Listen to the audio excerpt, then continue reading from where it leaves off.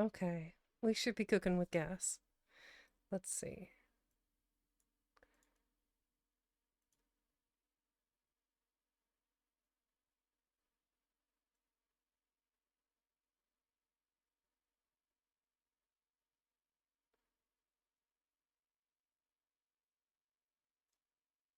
Hi. Hey, welcome in. Let's see. There it is. Okay, so it should be auto-generating closed captioning now. If you need closed captioning, it should be turned on. Welcome in, Sloth. And welcome in, Losada. Thank you for the raid. All of you wonderful raiders, hello. If you're new here, let me introduce myself. I'm Vexencat, a tiger librarian VTuber. I primarily read classic literature and poetry. Like today, I'm going to be reading Fairy Tales Every Child Should Know, which is originally published in 1905. And it's a whole collection of stories from all over the world. Deus, thank you for the resub. Can just subscribe for 7 months. 7 months, man. Time really flies when you're having fun. Lasada, if you need to raid and run, I completely understand. Though knowing you, you're probably just going to kick back and relax and get cozy, which I appreciate. So, for everyone, I hope you're having a wonderful day this fine Tuesday. At least it is for me. And we'll get started here in just a second.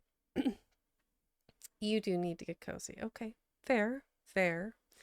So, normally you were having anger issues. Well, hopefully I can, tame the savage beast. The curl is very, very, very savage, but, chill vibes. That's what I try to provide here. So, I did see a new new follower. It was Llama Last the Crab Slayer. That is an incredible name. Llama Last the Crab Slayer. You'll have to tell me which one of those 5 words you would prefer to be called by. I'm assuming Llamalus, maybe. Just let me know in chat what you prefer. But so this is a collection of stories that was curated and edited by Hamilton Wright Maybe and Mary Hamilton Fry. So it is, here we go. So this was part of the New York Grosset and Dunlap publishers. This one was, like I said before, a copyright of 1905. And it's just a curated book of stories. There's some illustrations, or at least limited ones, through the book, which are really lovely. I'm going to read the introduction, which I think is about 10 pages. And this particular copy that was added to the Library of Congress was from the North Carolina Library, the University of North Carolina Library. Words are hard. Let's see here. Ba ba ba. Grab my water and okay, wonderful. Introduction to fairies every child should know. Wonder if that was a misprint. We may never know. The fairy tale is a poetic recording of the facts of life, an interpretation by the imagination of its hard conditions, an effort to reconcile the spirit which loves freedom and goodness and beauty with its harsh, bare, and disappointing conditions. It is, in its earliest form, a spontaneous and instinctive endeavor to shape the facts of the world to meet the needs of the imagination, the cravings of the heart. It involves a free, poetic dealings with realities in accordance with the law of mental growth. It is the naive activity of the young imagination of the race untrammeled by the necessity of rigid adherence to the fact. The myths record the earliest attempt at an explanation of the world and its life. The fairy tale records the free and joyful play of the imagination, opening doors through hard conditions to the spirit, which craves power, freedom, happiness, righting wrongs, and redressing injuries. Defeating base designs, rewarding patience and virtue, crowning true love with happiness, placing the powers of darkness under the control of man, and making their ministers his servants. In the fairy story, men are not set entirely free from their limitations, but by the aid of fairies, genii, giants, and demons, they are put in command of unusual powers and make themselves masters of the forces of nature. Also, welcome in, Goblicorn. How's it going?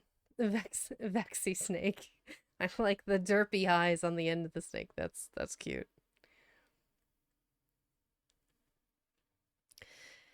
The oldest fairy stories constitute a fascinating introduction to the book of modern science. Curiously predicting its discoveries, its uncovering of the resources of the earth and air, its growing control of the tremendous forces which work in earth and air.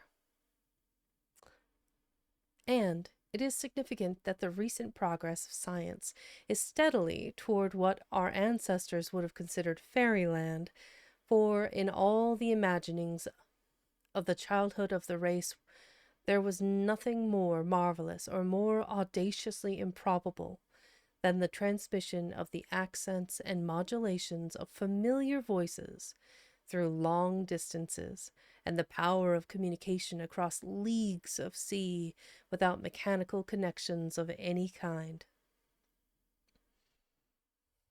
Mind you, this is before modern technology and 5G networks and everything else that exists currently.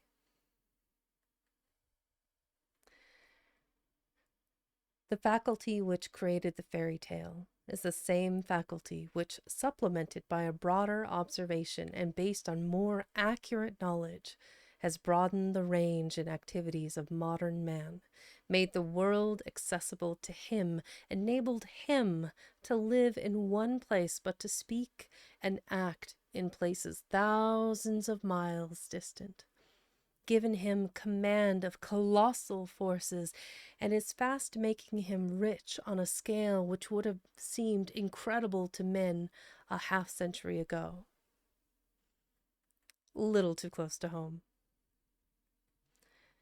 There is nothing in any fairy tale more marvelous and inherently improbable than many of the achievements of scientific observation and invention, and we are only at the beginning of the wonders that lie within the reach of the human spirit.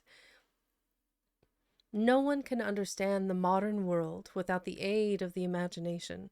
As the frontiers of knowledge are pushed still further away from the obvious and familiar, there will be an increasing tax on the imagination.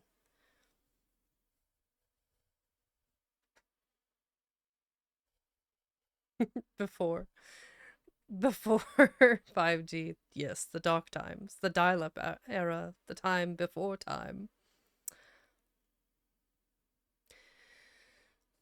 The world of dead matter, which our fathers thought they understood, has become a world of subtle forces moving with inconceivable velocity. Nothing is inert. All things are transformed into other and more elusive shapes precisely as the makers of the fairy tales foresaw and predicted. The world lives in every atom just as their world lived. Forces lie just outside the range of physical sight, but entirely within the range of the spiritual vision, precisely as the tellers of these old stories divined. Mystery and wonder enfold all things, and not only evoke the full play of the mind, but flood it with intimations and suggestions of the presence of more elusive and subtle forces, of finer and more obedient powers. As the world of fairies, magi, and demons enfolded the ancient earth of daily toil and danger. Rather verbose, aren't they? In a word, the fairy stories have come true. They are historical in the sense that they are faithfully report a stage of spiritual growth and predict a higher order of realities through a deeper knowledge of actualities. They were poetic renderings of facts, which science is fast verifying, chiefly by the use of the same faculty which enriched early literature with the myth and the fairy tale. The scientist has turned poet in these later days, and the imagination which once expressed itself in a free handling of facts, so as to make them answer the needs and demands of the human spirit, now expresses itself in that breadth of vision which reconstructs an extinct animal from a bone and analyzes the light of a sun flaming on the outermost boundaries of space. This collection of tales, gathered from the rich literature of the childhood of the world, or from the books of the few modern men who have found the key of that wonderful world, is put forth not only without apology, but with the hope that it may widen the demand for these charming reports of a world in which the truths of our working world are loyally upheld, while its hard facts are quietly but authoritatively dismissed from attention. The widest interpretation has been given to the fairy tale, so as to include many of those classic romances of childhood in which no fairy appears, but which are invested with the air and are permeated with the glorious freedom of fairyland. No sane man or woman undervalues the immense gains of the modern world in the knowledge of facts and the application of ideas to things in order to secure comfort, health, access to the treasure in the earth and on its surface, the means of education, and greater freedom from the tyranny of toil by the accumulation of the fruits of toil. But no sane man or woman believes that a mechanical age is other than a transitional age, that the possession of things is the final achievement of society, and that in multiplication of conveniences, civilization will reach its point of culmination. We are so engrossed in getting rich that we forget that by and by, when we have become rich, we shall have to learn how to live. For work can never be an end in itself. It is a means of grace when it is not drudgery, and it must, in the long run, be a preparation for play. For play is not organized idleness, frivolity set in a fanciful order. It is the normal, spontaneous exercise of physical activity, the wholesome gaiety of the mind, and the natural expression of the spirit without self-consciousness, constraint, or the tyranny of hours and tasks. It is the highest form of energy because it is free and creative, a joy in itself, and therefore a joy in the world. This is the explanation of the sense of freedom and elation which come from a great work of art. It is the instinctive perception of the fact that while immense toil lies behind the artist's skill, the soul of the creation came from beyond the world of work, and the making of it was a bit of play. The man of creative spirit is often a tireless worker, but in his happiest hours he is at play, for all work, when it rises into freedom and power, is play. We work, wrote a Greek thinker of the most creative people who have yet appeared, in order that we may have leisure. The note of that life was freedom. Its activity was not evoked by external needs, but was free, spontaneous, and delightful. An ordered energy which stimulates all the vital and mental powers. Robert Louis Stevenson, who knew well how to touch work with the spirit and charm of play, reports of certain evenings spent at a clubhouse near Brussels, that the men who gathered there were employed over the frivolous mercantile concerns of Belgium during the day, but in the evening they found some hours for the serious concerns of life. They gave their days to commerce, but their evenings were devoted to more important interests. These words were written for those older people who have made the mistake of straying away from childhood. Children do not read introductions because they know that the valuable part of the book is to be found in the later pages. They read the stories. Their elders read the introduction as well. I'm an elder reading the introduction, so to speak.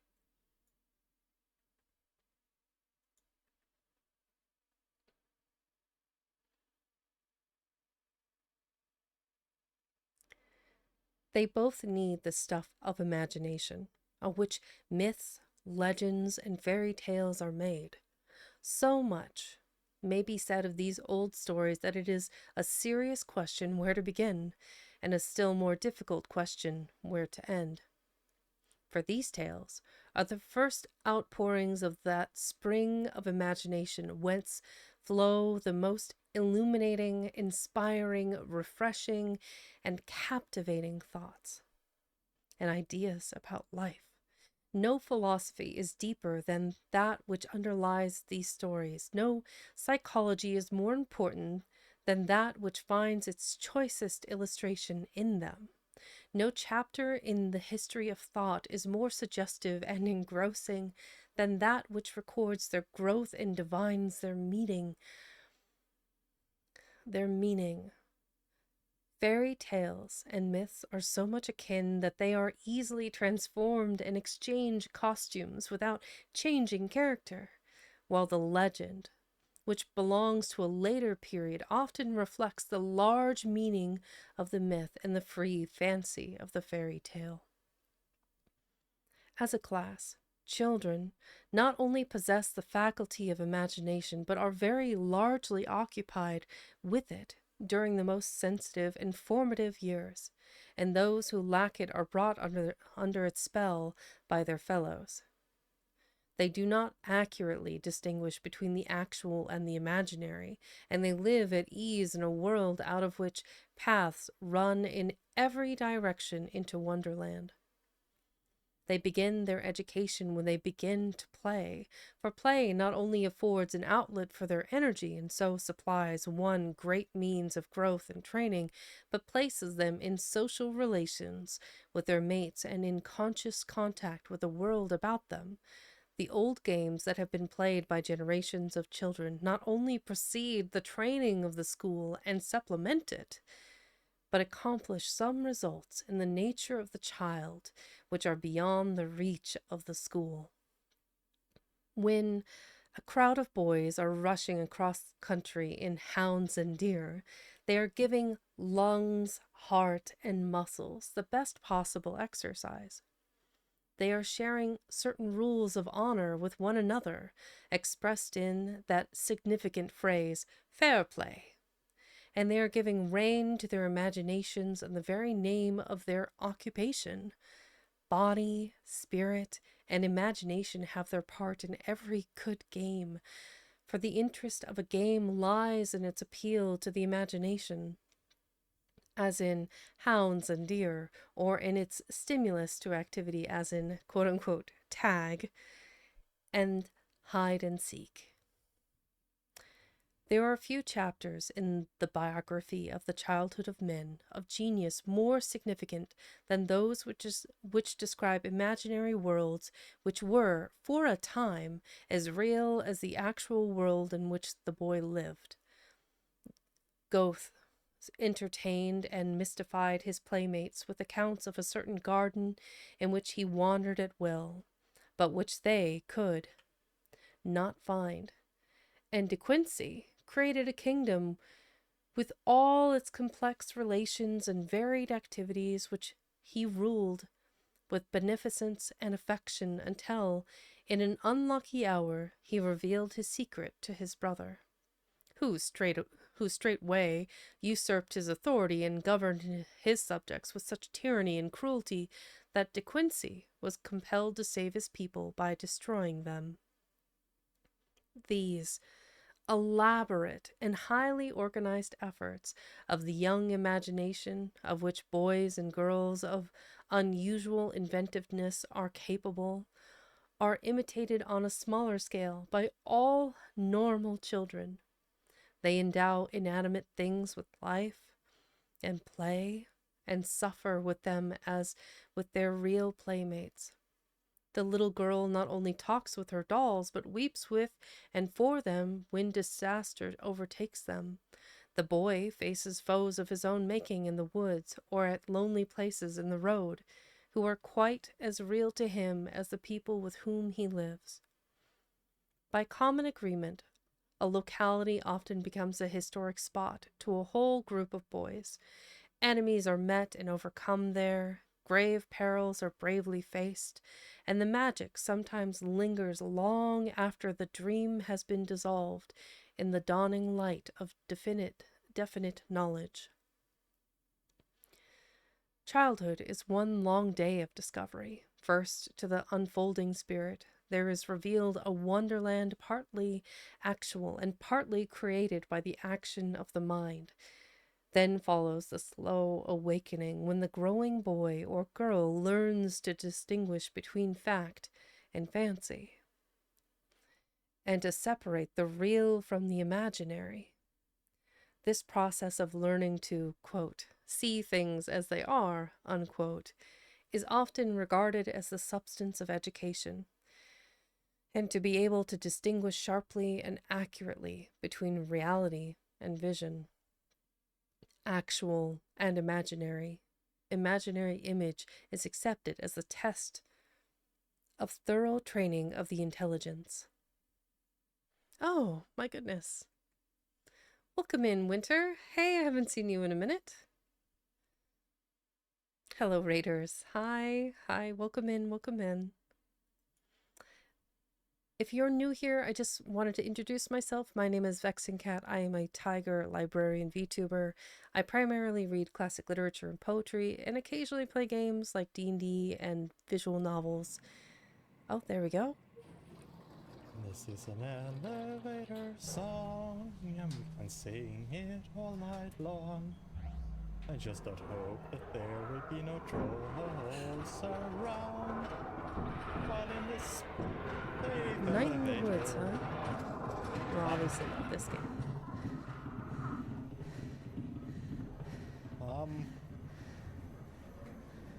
This is an elevator song, and we can sing it all night long. For those of you not familiar with who Winter is, Wintergust is one of the amazing members of the Underrealm community. I actually did a collab with Winter a few months back for Core Keeper, if memory serves. They're absolutely lovely. And chill vibes too. I think I watched their TikToks too, periodically. Just good content, quality content, very, very cool. Let's see.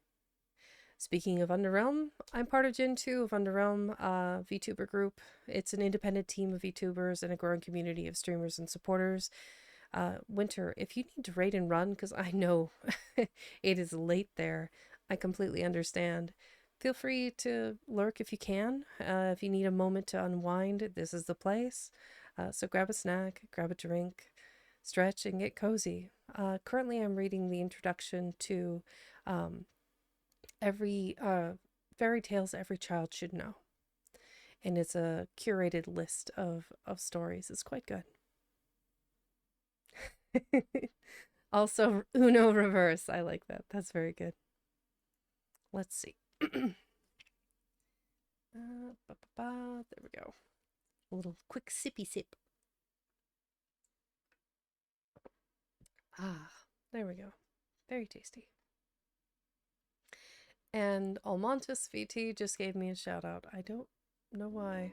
Oh, thank you for the follow. Sharkray38, welcome in. I hope you enjoy. We haven't gotten to the story part of the stories, but when I do, it'll be good. Ah. Oh, thank you. And Enigmas, thank you for the follow. Just followed. Welcome to my library. Oh, gosh. Fear is here with a wild raid. Hi. Speaking of Underrealm, Wild Doses just rated Deuce is here, 21 Tiny's viewers. here. Welcome in, Raiders.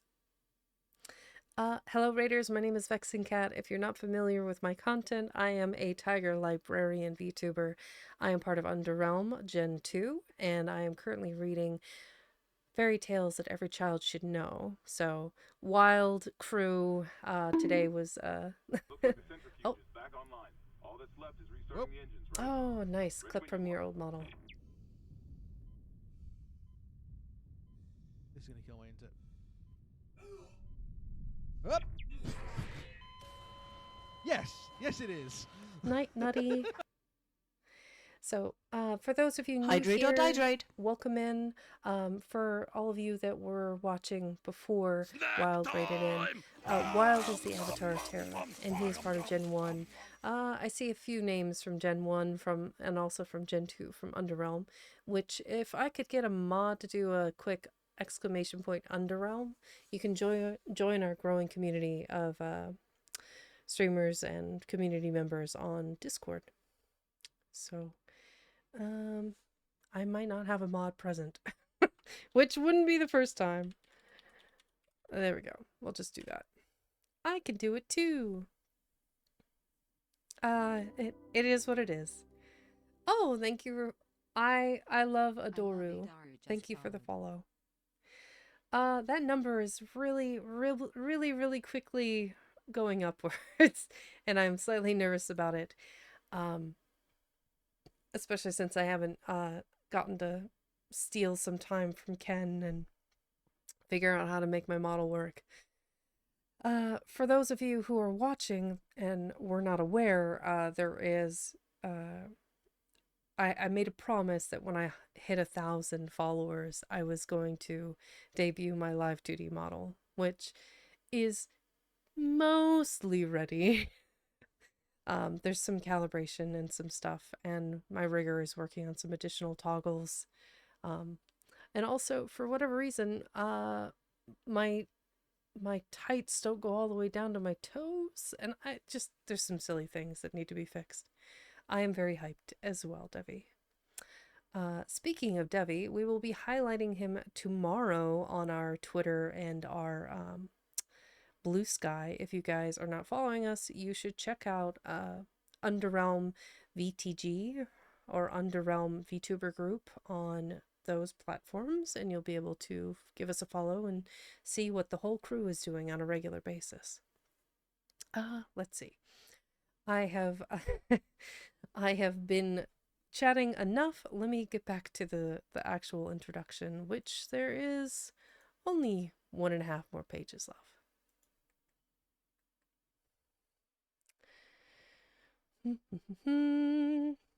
Okay, I'll begin this paragraph again.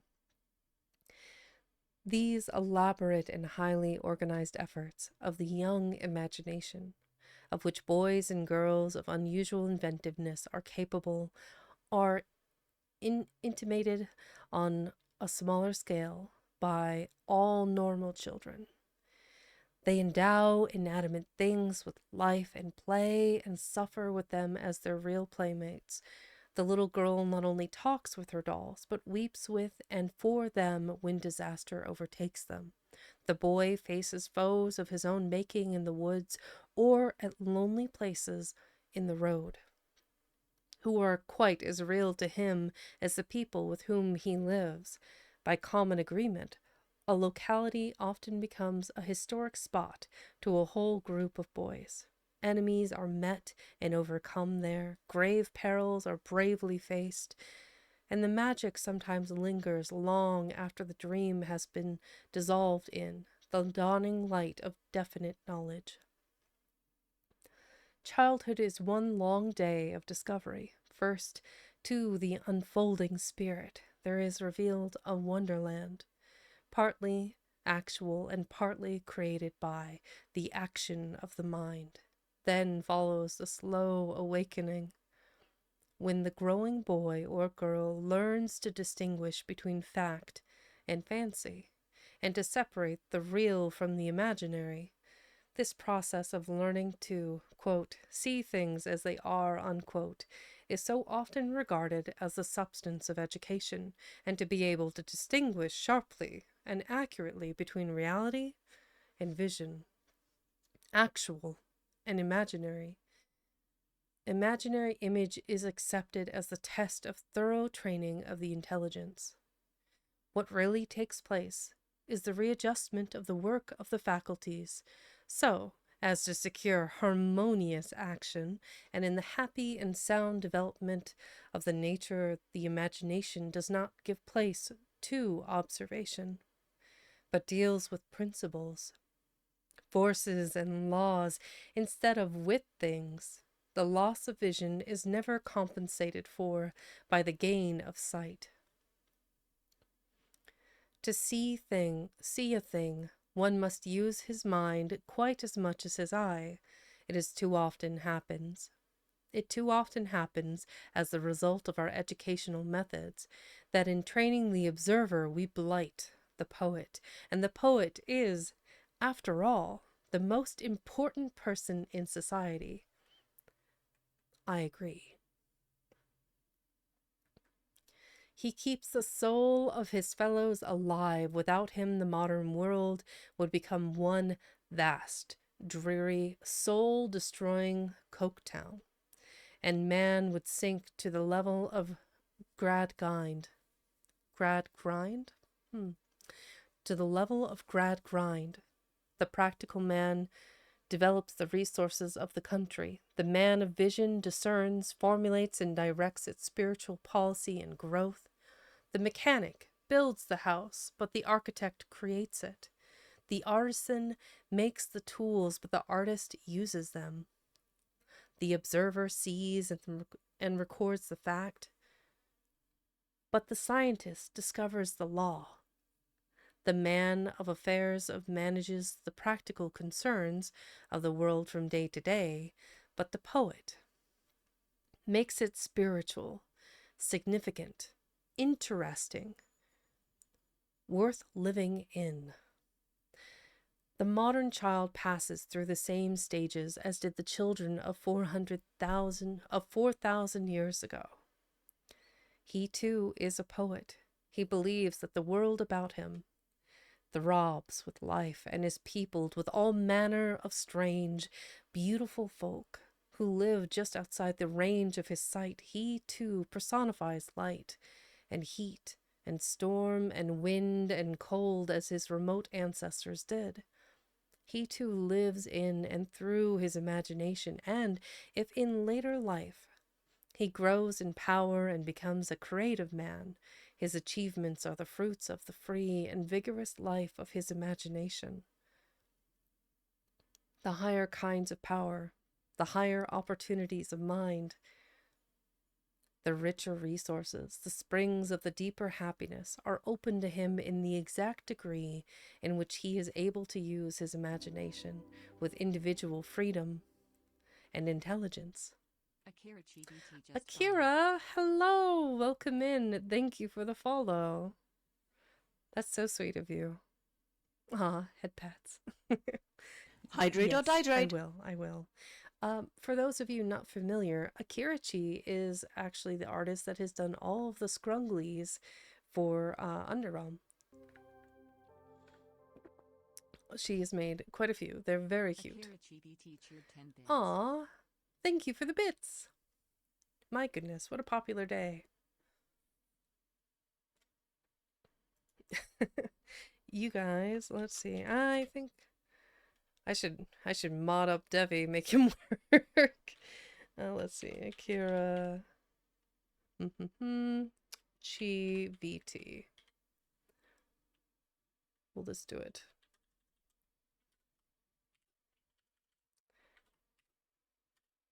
Maybe something cute. Oh, that was cute.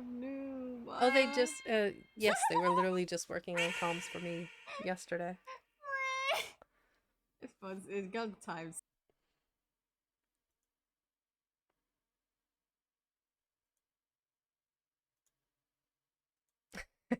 Okay. Well, he's not against it, so.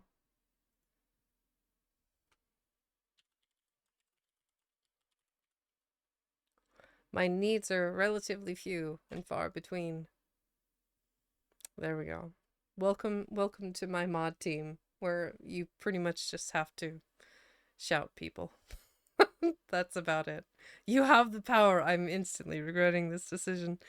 For those not aware, It's Just Devi is actually the wandering Oni of Underrealm, and he is a fighting Oni VTuber and also an incredible editor. I do believe he takes commissions if you guys are interested in having someone do some really fun clips. He does a phenomenal job. All right, let's see. We are... one more paragraph, and then we'll get started on the stories.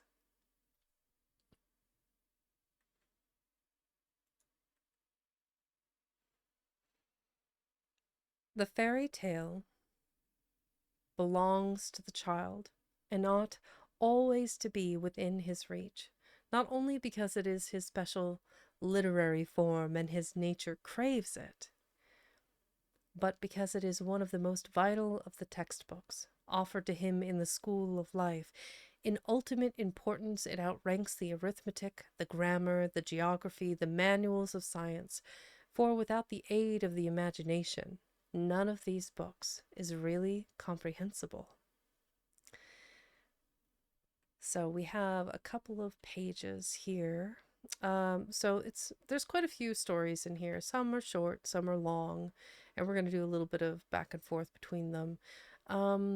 I may skip some of the ones that I have previously read.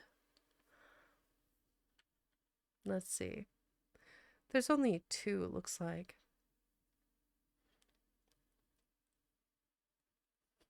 The Light Princess. I don't think I've read that one at all. Well, these are short tellings of all of these stories. In their original form, I think they probably have been toned down. Like Grimm's fairy tales in particular are quite brutal as a whole. Let's see. Okay. Fairy tales every child should know.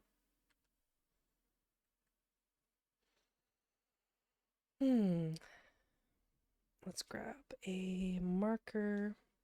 Oh, I don't have one in this. That's funny.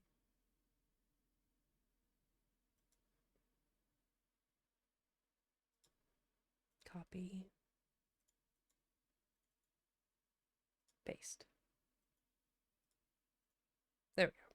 Chapter marker. If it works. Yeah, there we go.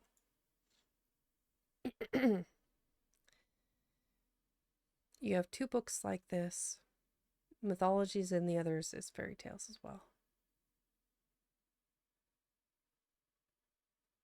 Yeah, Devi is in fact heckin' cool. That's true. Devi, feel free to drop your VGen link in chat if you want to pin it.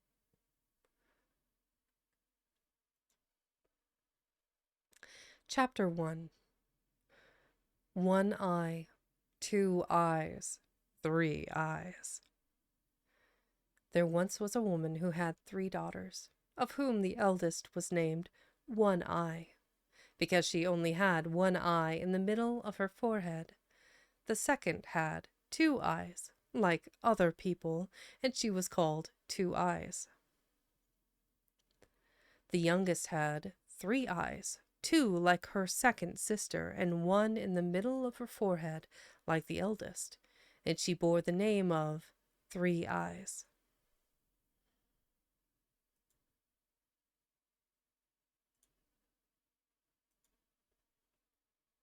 Now, because little Two Eyes looked just like other people, her mother and sisters could not endure her. They said to her, "You are not better than common folks with your 2 eyes. You don't belong to us."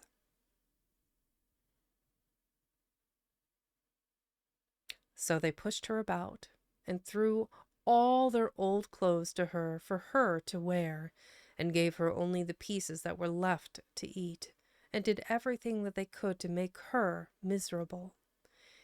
It so happened that little Two Eyes was sent into the fields to take care of the goats, and she was often very hungry, although her sisters had as much as they liked to eat. So one day she seated herself on a mound in the field and began to weep and cry so bitterly that 2 little rivulets flowed from her eyes. Once, in the midst of her sorrow, she looked up and saw a woman standing near her who said, "What are you weeping for, little Two Eyes?" "I cannot help weeping," she replied, "for because I have 2 eyes, like other people, my mother and sisters cannot bear me. They pushed me about from one corner to another, and make me wear their old clothes, and give me nothing to eat but what is left, so that I am always hungry. Today they gave me so little that I am nearly starved." "Dry up your tears, little Two Eyes," said the wise woman. "I will tell you something to do which will prevent you from ever being hungry again. You have only to say to your own goat, 'Little goat, if you're able, pray deck out my table.' And immediately there will be a pretty little table before you full of all sorts of good things for you to eat as much as you like. And when you have had enough and you do not want the table any more, you need only say, 'Little goat, when you're able, remove my nice table,' and it will vanish from your eyes." Then the wise woman went away. "Now," thought little Two Eyes, "I will try if what she says is true, for I am very hungry." So she said,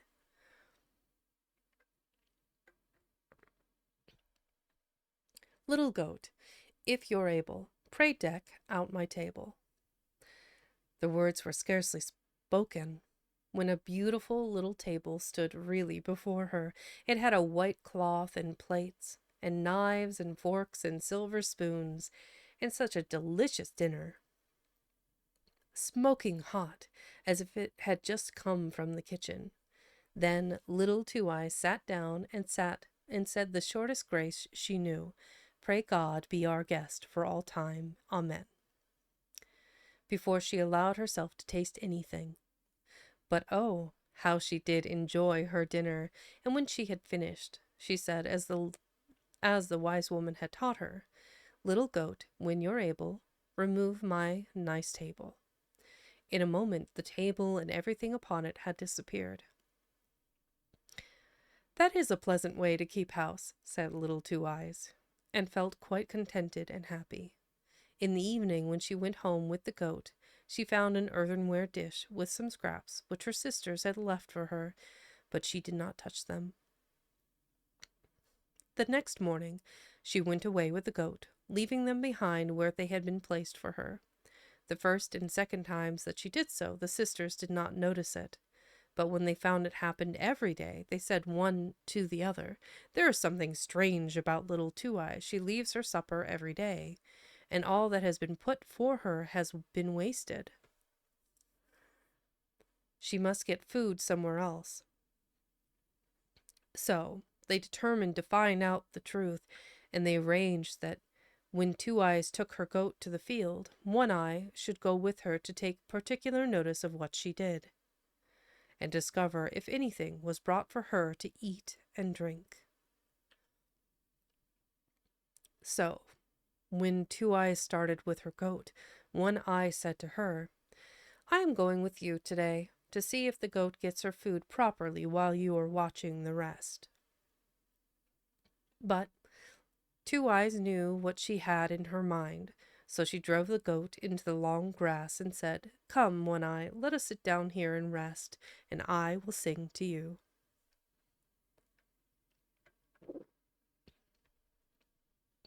One Eye seated herself, and not being accustomed to walk so far or to be out in the heat of the sun, she began to feel tired. And as little Two Eyes kept on singing, she closed her one eye and fell fast asleep. When Two Eyes saw this, she knew that One Eye could not betray her, so she said, "Little goat, if you are able, come and deck out my pretty table." She seated herself when it appeared and ate, and drank very quickly, and when she had finished, she said, "Little goat, when you are able, come and clear away my table." It vanished in the twinkling of an eye, and then Two Eyes woke up One Eye and said, "Little One Eye, you are a clever one to watch goats, for while you are asleep they might be running all over the world. Come, let us go home." So they went to the house, and little Two Eyes again left the scraps on the dish untouched, and One Eye could not tell her mother whether little Two Eyes had eaten anything in the field, for she said to excuse herself, "I was asleep." Welcome in, Bookfather. Enjoy your lurk. You're always welcome to use !lurk as well. The next day, the mother said to Three Eyes, "You must go to the field this time and find out whether there is anyone who brings food to little Two Eyes, for she must eat and drink secretly." So, when little Two Eyes started with her goat, Three Eyes followed and said, "I am going with you today to see if the goats are properly fed and watched." But Two Eyes knew her thoughts, so she led the goat through the long grass to tire Three Eyes, and at last she said, "Let us sit down here and rest, and I will sing to you, Three Eyes." She was glad to sit down, for the walk and the heat of the sun had really tired her, and as her sister continued her song, she was obliged to close two of her eyes, and they slept, but not the third. In fact, Three Eyes was wide awake with one eye, and heard and saw all that Two Eyes did. For poor little Two Eyes, thinking she was asleep, said her speech to the goat, and the table came with all the good things on it, and was carried away when Two Eyes had eaten enough, and the cunning Three Eyes saw it all with her one eye. But she pretended to be asleep when her sister came to wake her and told her she was going home. That evening, when little Two Eyes again left the supper they placed aside for her, Three Eyes said to her mother, "I know where the proud thing gets her good eating and drinking." And then she described all she had seen in the field. "I saw it all with one eye," she said, "for she had made my other two eyes close with her fine singing, but luckily the one in my forehead remained open." Then the envious mother cried out to poor little Two Eyes, "You wish to have better food than we, do you? You shall lose your wish." She took up the butcher's knife, went out, and stuck the good little goat in the heart, and it fell dead. When little Two Eyes saw this, she went out into the field, seated herself on a mound, and wept most bitter tears. Presently the wise woman stood again before her and said, "Little Two Eyes, why do you weep?" "Ah," she replied, "I must weep. The goat who every day spread my table so beautifully has been killed by my mother, and I shall have again to suffer from hunger and sorrow." "Little Two Eyes," said the wise woman, "I will give you some good advice. Go home and ask your sister to give you the inside of the slaughtered goat, and then go and bury it in the ground in front of the house door." On saying this, the wise woman vanished. Little Two Eyes went home quickly and said to her sister, "Dear sister, give me some part of my poor goat. I don't want anything valuable, only give me the inside." Her sister laughed and said, "Of course you can have that if you don't want anything else." So little Two Eyes took the inside, and in the evening, when all was quiet, buried it in the ground outside the house door, as the wise woman had told her to do.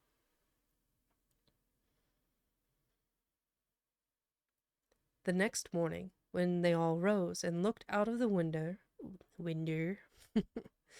out of the window, there stood a most wonderful tree, with leaves of silver and apples of gold hanging between them. Akira, feel free to DM me the information about that book. That sounds fascinating. The Colony of Cats sound like it would be a good story.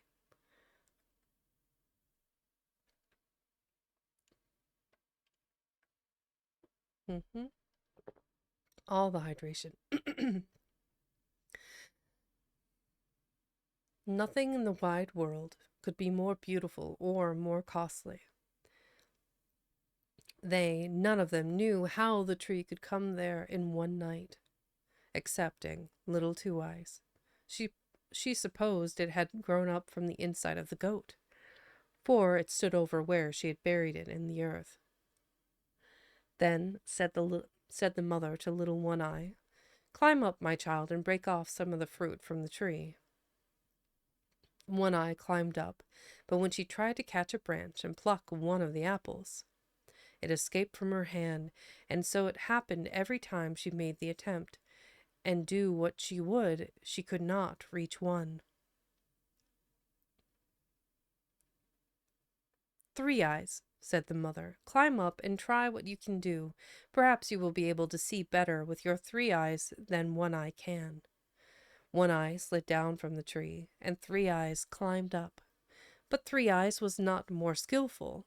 With all her efforts she could not draw the branches nor the fruit near enough to pluck even a leaf, for they sprang back as she put out her hand.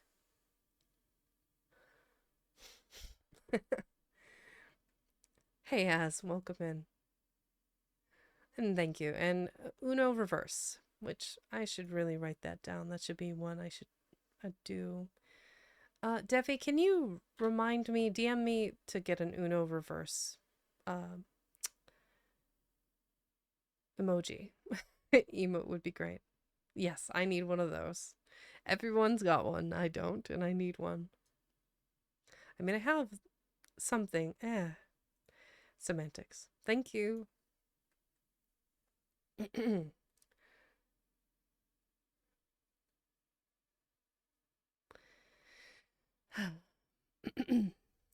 But Three Eyes was not more skillful. With all her efforts she could not draw the branches nor the fruit near enough to pluck even a leaf, for they sprang back as she put out her hand. At last the mother was impatient, and climbed up herself, but with no more success, for as she appeared to grasp a branch or fruit, her hand closed upon thin air. "May I try?" said little Two Eyes. "Perhaps I may succeed."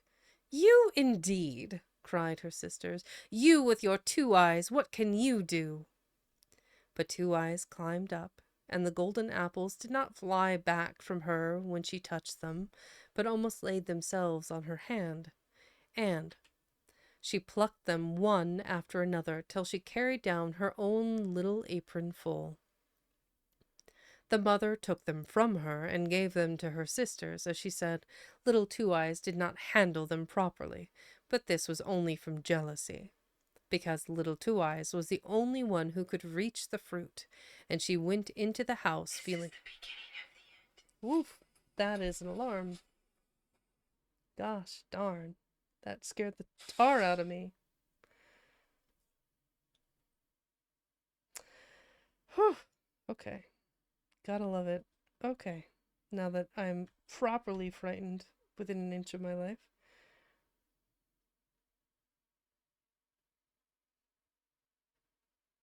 There we go.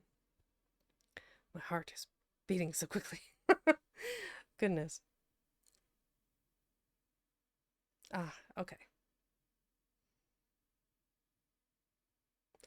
The mother took them from her and gave them to her sisters, As she said, Little Two Eyes did not handle them properly, but this was only from jealousy, because Little Two Eyes was the only one who could reach the fruit, and she went into the house feeling more spiteful to her than ever.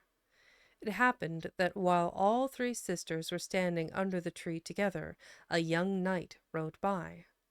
"Run away, quick, and hide yourself, Little Two Eyes. Hide yourself somewhere, for we shall be quite ashamed for you to be seen." Then they pushed the poor girl, in great haste, under an empty cask, which stood near the tree, and several of the golden apples that she had plucked along with her. As the knight came nearer, they saw he was a handsome man, and presently he halted, and looked with wonder and pleasure at the beautiful tree with its silver leaves and golden fruit. At last he spoke to the sisters and asked, "To whom does this beautiful tree belong? If a man possessed only one branch, he might obtain all he wished for in the world." "This tree belongs to us," said the two sisters, "and we will break off a branch for you if you like." They gave themselves a great deal of trouble in trying to do as they offered, but all to no purpose, for the branches and the fruit evaded their efforts and sprung back at every touch.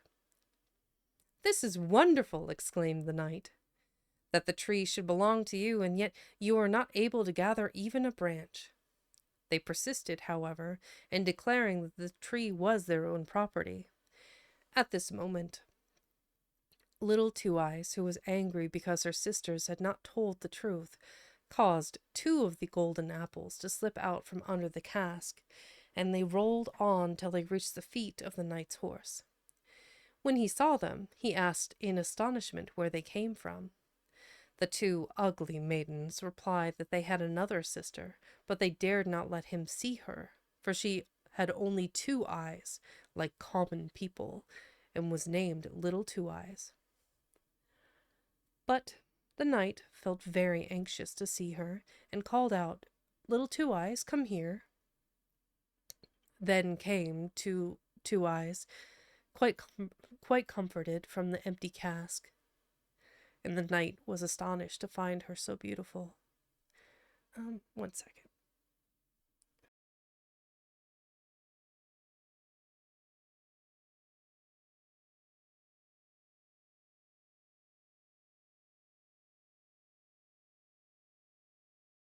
There we go. Little Two Eyes, come here. Then came Two Eyes, quite comforted, from the empty cask, and the knight was astonished to find her so beautiful. Then he said, "Little Two Eyes, can you break off a branch of the tree for me?" "Oh, yes," she replied, "I can, very easily, for the tree belongs to me."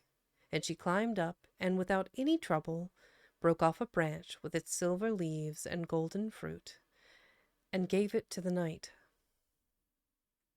"Thanks, Talk. Thank you for the head pats. Welcome in." He looked down at her as she stood by his horse, and said, "Little Two Eyes, what shall I give you for this?"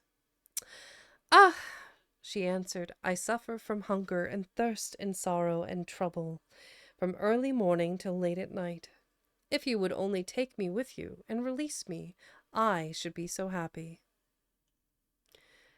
Then the knight lifted the little maiden on his horse and rode home with her to his father's castle. There she was given beautiful clothes to wear, and as much to eat and drink as she wished. And as she grew up, the young knight loved her so dearly that they were married with great rejoicings. Now, when the 2 sisters saw Little Two Eyes carried away by the handsome young knight, they were overjoyed at their good fortune. "The wonderful tree belongs to us now," they said. "Even if we cannot break off a branch, yet everybody who passes will stop to admire it and make acquaintance with us, and who knows, we may get husbands after all." But when they rose the next morning, lo, the tree had vanished, and with it all their hopes, and on this very morning When little Two Eyes looked out of her chamber window of the castle, she saw, to her great joy, that the tree had followed her. Little Two Eyes lived for a long time in great happiness, but she heard nothing of her sisters, till one day two poor women came to the castle to beg for alms. Little Two Eyes saw them, and looking earnestly in their faces, she recognized her two sisters, who had become so poor that they were obliged to beg their bread from door to door. But the good sister received them most kindly, and promised to take care of them and give them all they wanted. And then they did indeed repent and feel sorry for having treated her so badly in their youthful days. Well, that was an interesting story.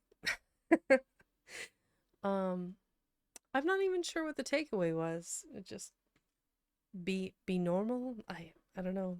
Her two sisters had one eye and three eyes, respectively. Kind of interesting. Hey, Fallen, welcome in. Don't be a shit person. Hey! Be not a bitch. Yes. Of course. Yes, we are permitting the term bitch. That one has not come up before in chat, so. Oh, that's fair. I appreciate that, Fallen. Thank you. So that was chapter 1. Kind of an interesting story. One of many in the course of this book. Let's see. We are about an hour in. Just kind of do a temperature check to see how everyone is doing. Hey, Ken. I hope you're doing well. Can I get a shout out for Ken? And Devi, if you're still here, can I get a shout out for you as well? Ken Arashi is part of Gen 2 of the Underrealm. We should be able to see a little clip of him. Of course, Ken. Now, if it will actually play.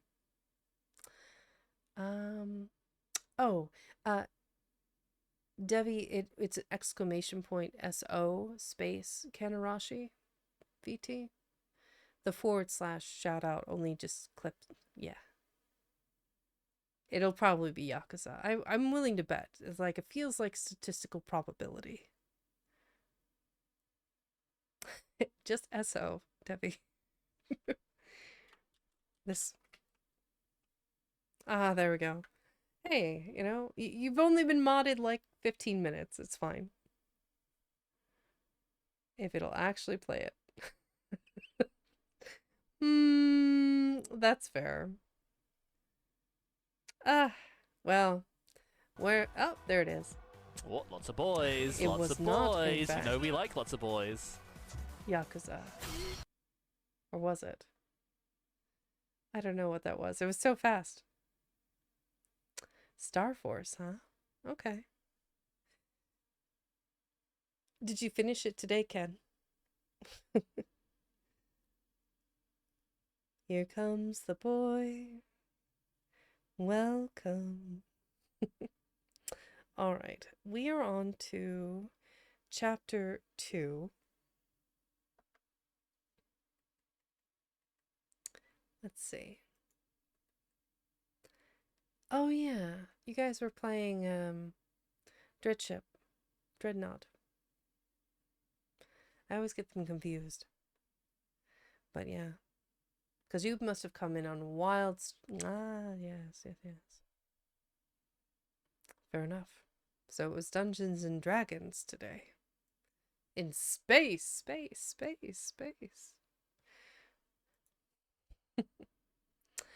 Okay.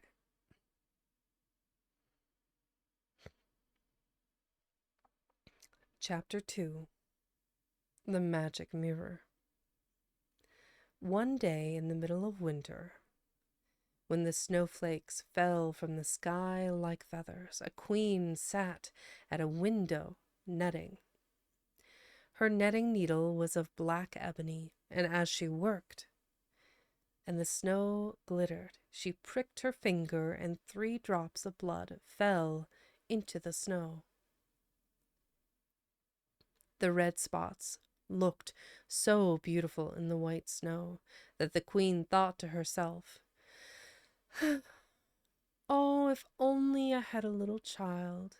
I should like it to be as fair as snow, as rosy as the red blood, and with hair and eyes as black as ebony. Very soon after this the queen had a little daughter who was very fair, had rosy cheeks, and hair as black as ebony, and they gave her the name of Snow White.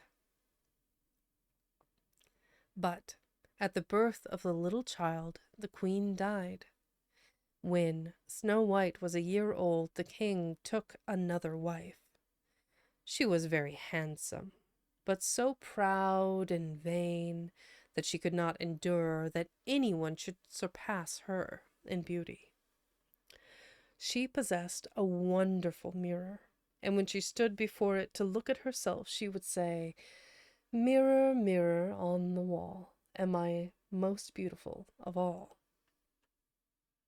Then the mirror would reply, "Young queen, thou art so wondrous fair, none can with thee at all compare." Then she would go away quite contented, for she knew the magic mirror, could speak only the truth. Years went by, and as Snow White grew up, she became day after day more beautiful, till she reached the age of 7 years. And then people began to talk about her and say that she would be more lovely even than the queen herself. So the proud woman went to her magic looking glass and asked, "Mirror, mirror on the wall, am I most beautiful of all?" But the mirror answered, "Queen, thou art lovely still to see, but Snow White will be 1,000 times more beautiful than thee." Then the queen was terrified and turned green and yellow with jealousy. If she had caught sight of Snow White at that moment, she would have been ready to tear her heart out of her body. She hated the maiden so fiercely. "She's 7. Relax, lady, relax." This lady has no chill. And this jealousy and envy grew every day stronger and stronger in her heart, like a disease, till she had no rest day or night. At last she sent for a hunter who lived near a forest and said to him, "Hunter, I want to get rid of that child. Take her out into the wood, and if you bring me some proofs that she is dead, I will reward you handsomely. Never let her appear before my eyes again." So the hunter enticed the child into the wood, but when he took out his hunting knife to thrust into Snow White's innocent heart, she fell on her knees and wept. Hydrate or said, dihydrate? "Oh, welcome in, Yuki." Snack Yes. time! Hi. And she said, "Play the best song Don't in forget the to stretch." world, or I'll eat your soul." Hi, beautiful. How's it going? For those of you not familiar, Yuki Tsukumori is a snow leopard baker, also part of Gen 2, and I had the very great, wondrous pleasure of getting to spend several weeks with her when I was in Japan. And we have a collab coming up, I believe, next Friday, which I should do more prep for, where I'll be discussing with Yuki my observations and thoughts on Japan and sharing photos with everyone. So, yes, it's very exciting. I need to make a, I guess it would be a slideshow, probably. Anyway, you can look forward to that in next week's schedule. All right.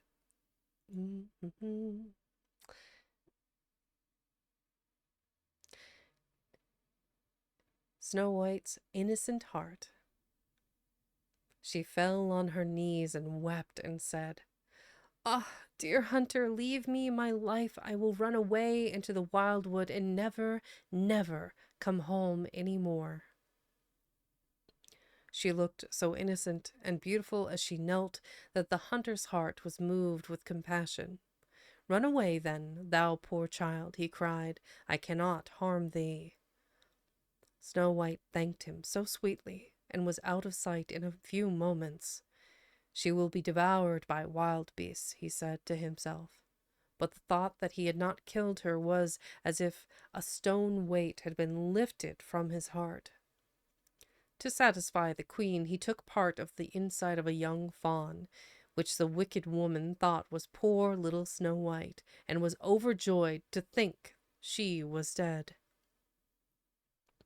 But the poor, little, motherless child, when she found herself alone in the wood and saw nothing but trees and leaves, was dreadfully frightened, and knew not what to do. At last, she began to run over the sharp stones and through the thorns, and though the wild beasts sprang out before her, they did her no harm. She ran on as long as she could, till her little feet became quite sore, and towards evening she saw, to her great joy, a pretty little house. So she went up to it, and found the door open and no one at home. It was a tiny little house, but everything in it was so clean and neat and elegant that it is beyond description. In the middle of the room stood a small table, covered with a snow-white tablecloth, ready for supper. On it were arranged 7 little plates, 7 little spoons, 7 little knives and forks, and 7 mugs. By the wall stood 7 little beds, near each other, covered with white quilts. Poor Snow White, who was hungry and thirsty, ate a few vegetables and a little bread from each plate, and drank a little drop of wine from each cup, for she did not like to take all she wanted from one alone. After this, feeling very tired, she thought she would lie down and rest on one of the beds, but she found it difficult to choose one to suit her. One was too long, another too short, so she tried them all till she came to the 7th, and that was so comfortable that she laid herself down, and was soon fast asleep. When it was quite dark, the masters of the house came home. They were 7 little dwarfs, who dug and searched in the mountains for minerals.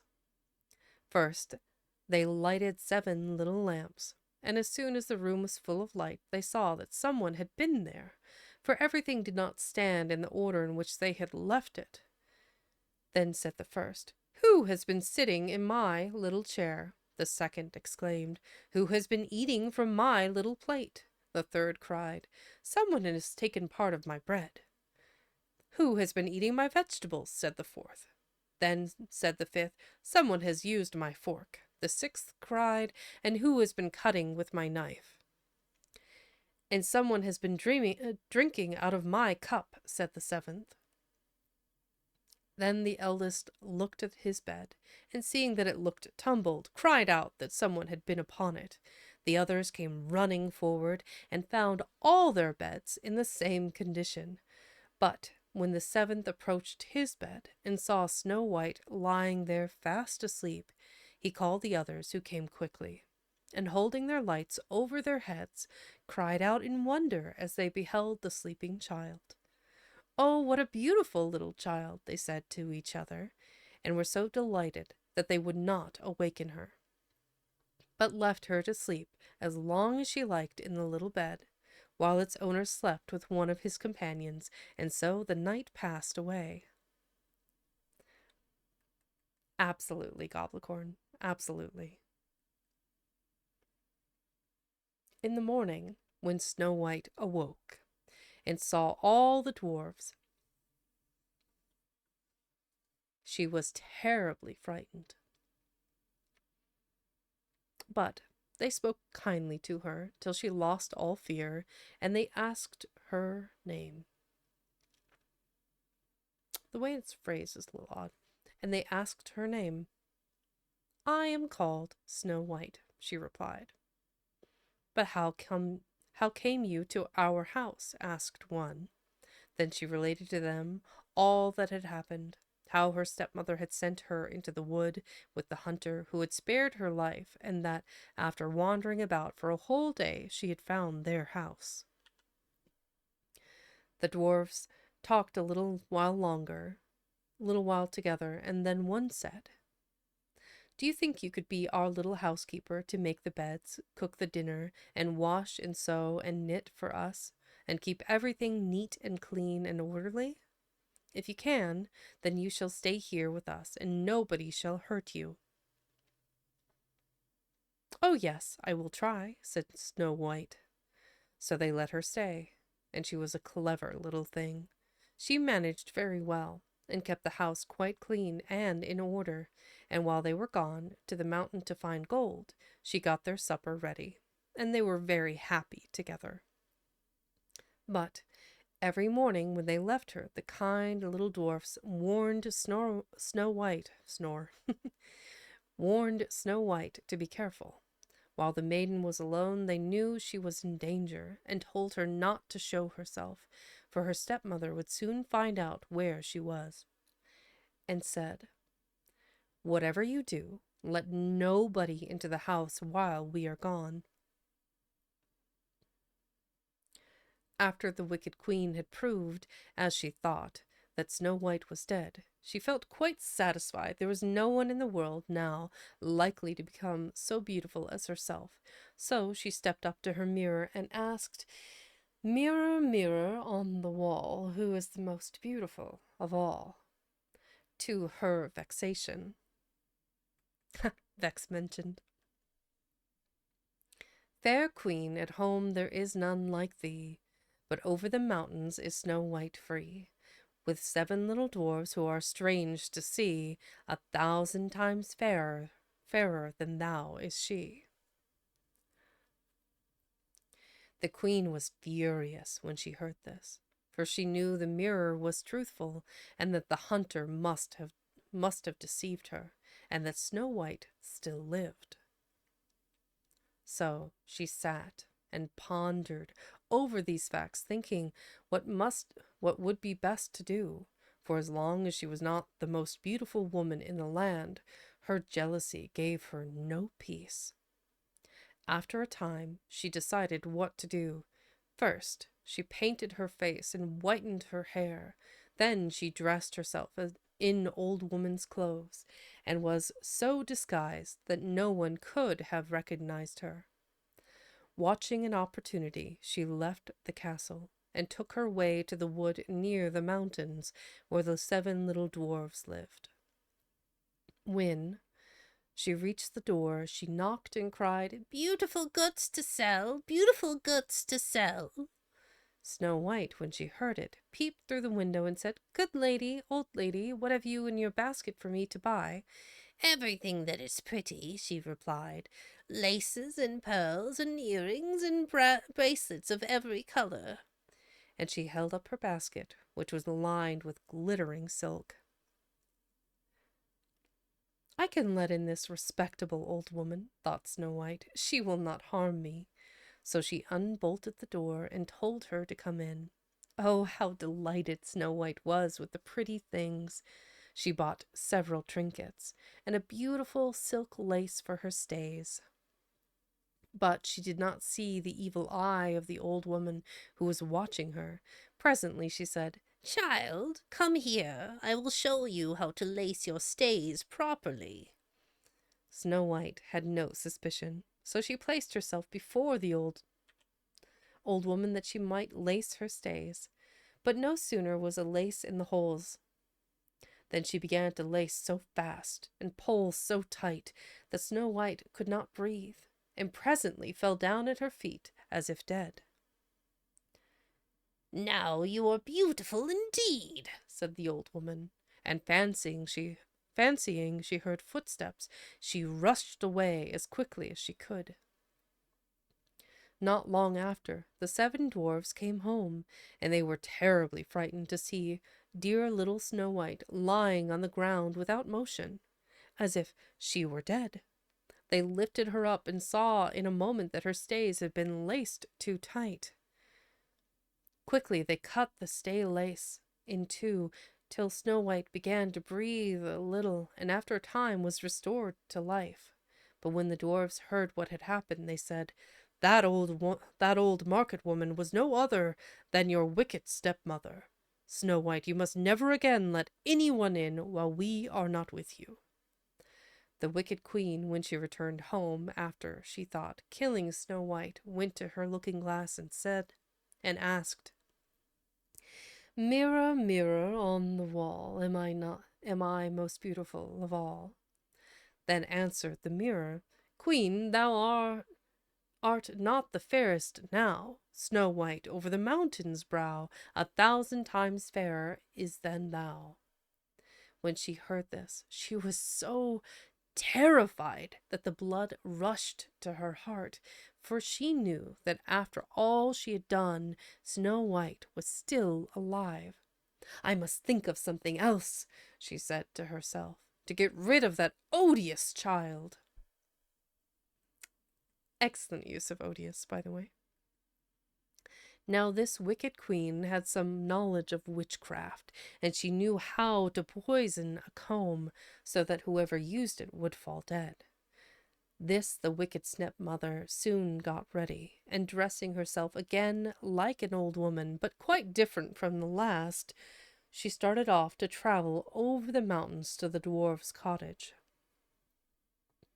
When Snow White heard the old cry, Goods to sell, fine goods to sell, she looked out of the window and said, Go away, I must not let you in. Look at this, then, said the woman. You shall have it for your own if you like. And she held up before the child's eyes the bright tortoise-shell comb which she had poisoned. Poor Snow White could not refuse such a present, so she opened the door and let the woman in, quite forgetting the advice of the dwarves. Mind you, I think this child is 8 years old. After she had bought a few things, the old woman said, Let me try this comb in your hair. It is so fine it will make it beautifully smooth and glossy. So Snow White, thinking no wrong, stood before the woman to have her hair dressed. But no sooner had the comb touched the roots of her hair than the poison took effect, and the maiden fell to the ground lifeless. You paragon of beauty, said the wicked woman, all has just happened as I expected. And then she went away quickly. Fortunately, evening soon arrived, and the 7 dwarfs returned home. When they saw Snow White lying dead on the ground, they knew at once that the stepmother had been there again. But on seeing the poisoned comb in her hair, they pulled it out quickly, and Snow White very soon came to herself and related all that had passed. Again, they warned her not to let anyone enter the house during their absence, and on no account to open the door. But Snow White was not clever. Was not clever enough to resist her clever, wicked stepmother, and she forgot to obey. The wicked queen felt sure now that she had really killed Snow White. So as soon as she returned home, she went to her looking-glass and inquired, Mirror, mirror on the wall, who is most beautiful of all? But the mirror replied, Queen, thou art the fairest here, but not when Snow White is near. Over the mountain still is she, fairer 1,000 times than thee. As the looking-glass thus replied, the queen trembled and quaked with rage. Snow White shall die, cried she, if it costs me my own life. Then she went into a lonely, forbidden chamber where no one was allowed to come and poisoned a beautiful apple.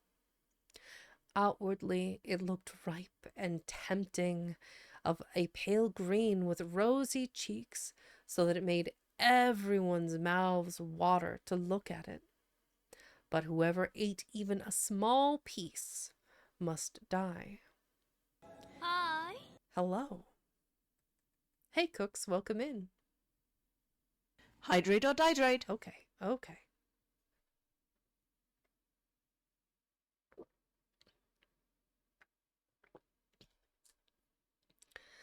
Ah, there we go.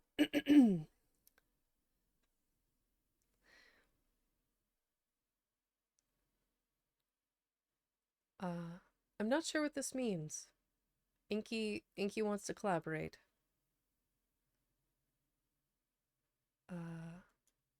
What does that entail? I've never done a collaboration before, so I don't, not at least not like this. Oh, okay, that's fine. It's okay. Oh, that's what happens. Oh, okay. I've never had anybody knock before. Good to know. But yes. It's okay, Inky, I promise. Here. You're okay. They are the one who knocks. They did. on the clicker's end, it's like, I don't know what this button does. What does this do? Click. Oh no. No committing arson. Not allowed. Not allowed.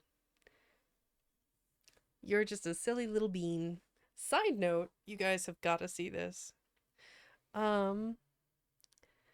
So there's this talented artist, I forget what their new art name is called, but you guys have got to see Inky.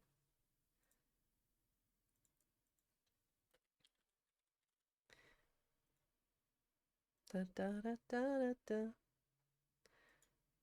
Ba, ba, ba.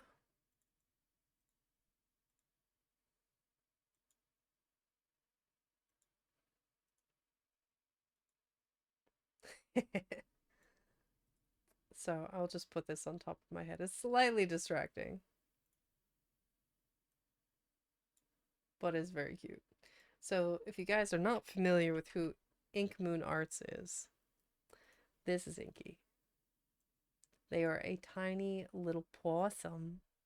Aren't they the cutest?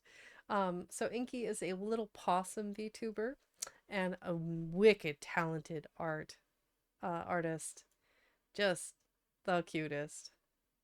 Anyway, but yeah, I was talking to them earlier today, and we did a little bit of art. Yes, you. That is correct.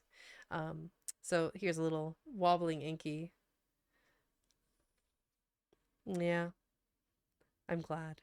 It's Flompy. Okay. Well, I imagine that might be distracting to to readers, but I will keep it. Boop. It's gonna save in my. I can turn it on at any time. It'll just live perpetually. Da, da, da. So cute. Let's see. Let's finish the magic mirror, shall we?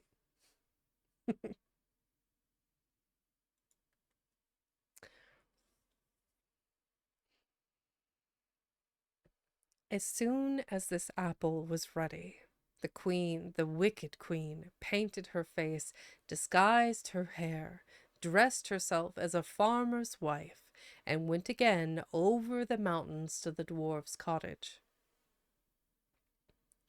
When she knocked at the door, Snow White stretched her head out of the window and said, "I dare not let you in. The 7 dwarfs have forbidden me."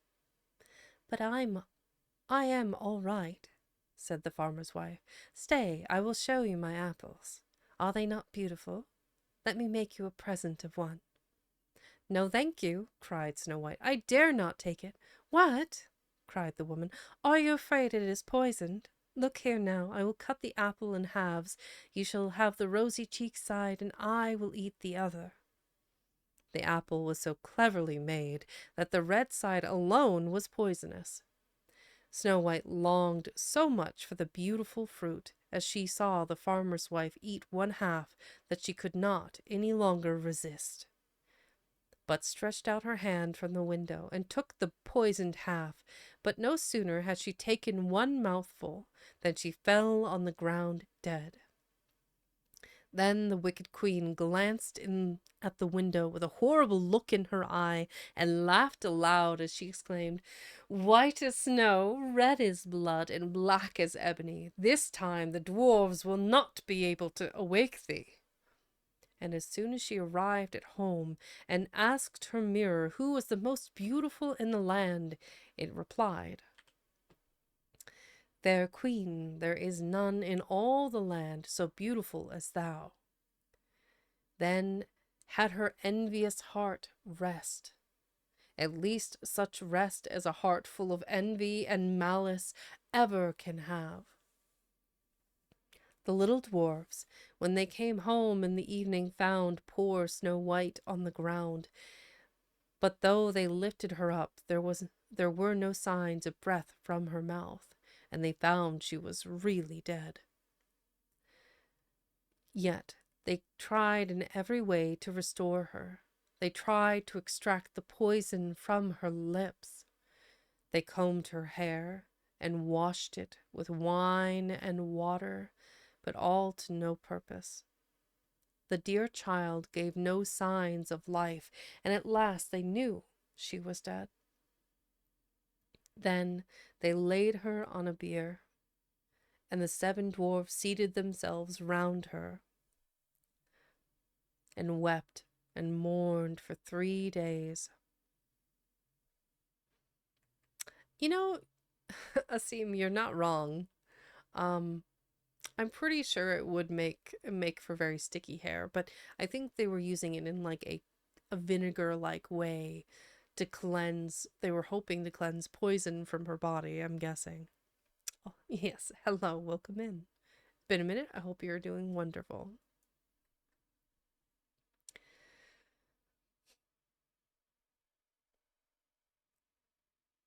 They would have buried her then, but there was no change in her appearance. Her face was as fresh, and her cheeks and lips had their usual color. Then said one, "We cannot lay this beautiful child in the dark, cold earth." So they agreed to have a coffin made entirely of glass, transparent all over, that they might watch for any signs of decay, and they wrote in letters of gold her name on the lid, and that she was the daughter of a king. The coffin was placed on the side of the mountain, and each of them watched it by turns, so that it was never left alone. And the birds of the air came near and mourned for Snow White. First the owl, then the raven, and at last the dove. Snow White lay for a long, long time in the glass coffin, but showed not the least signs of decay. It seemed as if she slept, for her skin was snow white, her cheeks rosy red, and her hair black as ebony. It happened one day that the son of a king, while riding in the forest, came by chance upon the dwarf's house and asked for a night's lodging. As he left the next morning, he saw the coffin on the mountainside, with beautiful Snow White lying in it, and read what was written upon the lid in letters of gold. Then he said to the dwarfs, "Let me have this coffin, and I will give you for it whatever you ask." But the elder dwarf answered, "We would not give it thee for all the gold in the world." But the prince answered, "Let me have it as a gift then. I know not why, but my heart is drawn towards this beautiful child, and I feel I cannot live without her. If you will let me have her, she shall be treated with the greatest honor and respect as one dearly beloved." As he thus spoke, the good little dwarfs were full of sympathy for him and gave him the coffin. Pause. No. Creepy. Ick. Big ick. Gah. Big ick. Unpause.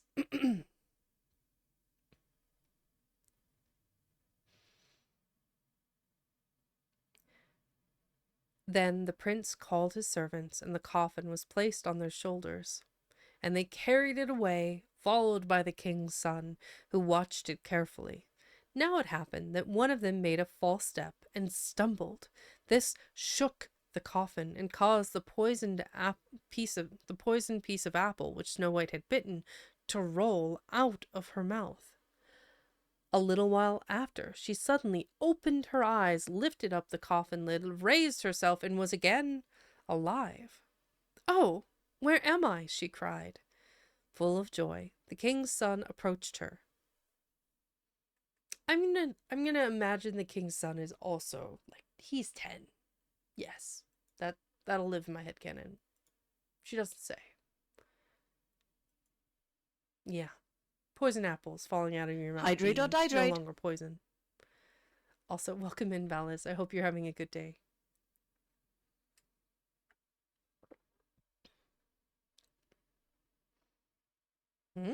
Maybe. No, the king's son is the one full of joy.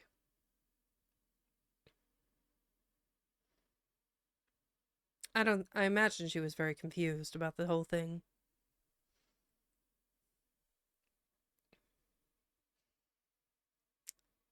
Said, "Dear Snow White, you are safe, you are with me." Then he related to her all that had happened and what the little dwarfs had told him about her, and said at last, "I love you better than all in the world besides, dear little Snow White, and you must come with me to my father's castle and be my wife." Oh.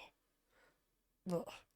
Then was Snow White taken out of the coffin and placed in a carriage to travel with the prince, and the king was so pleased with his son's choice the marriage was soon after celebrated with great pomp and magnificence. She was in that coffin a long time. A long time. We're just gonna say, hypothetically, 10 years. Long. 10 years. Canonically, she was in that coffin 10 years, and the prince was 20. And she was 18.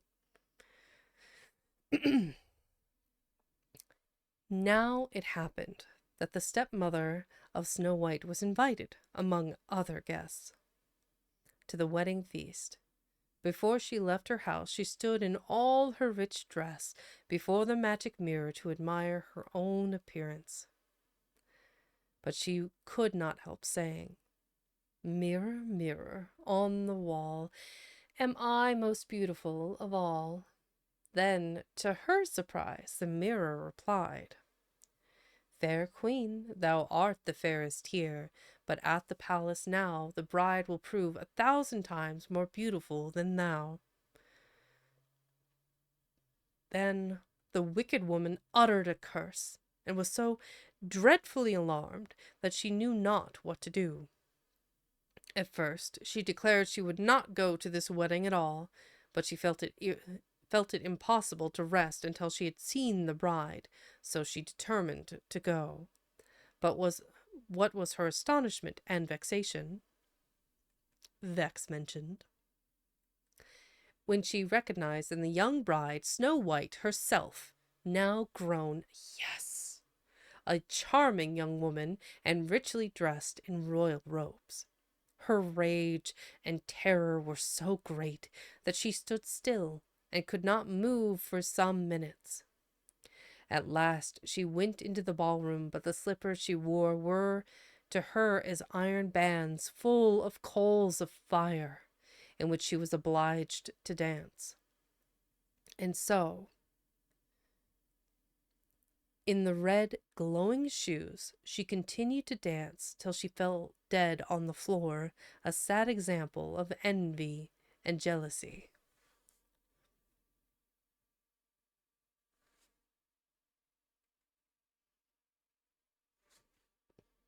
How did she get the spicy shoes? And Lasada, see? Vindication. She was a charming young woman. There we go. There we go. Oh, thank God. But yes, so the queen dies in red hot glowing shoes. Why? We don't know. How did she get the shoes, right, Yuki? There was just like, how did we just like we totally jumped the shark on this one. We were just like, we're here and now she's dead on the floor with, red hot molten shoes on. How did we get here? I don't know. These are old fairy tales. Grimm's fairy tales, in fact. These first two, if memory serves. Lasada, I will poke you very hard on the nose. Yeah, we got here because the author got tired of the story. Her rage and terror were so great. Welcome in, Work Wiggler. Yep. Yep. Okay, so I'm going to read a third story, and then I think I need a break. Well, this is actually probably a good place to take a break. She's got a dozen old lady disguises, Hydrate so or probably from a dihydrate? costume guy. Yeah, that's fair. You're not Don't forget to wrong. stretch. Oh, my goodness. A cascade, a cacophony of sound of gifted, redeems.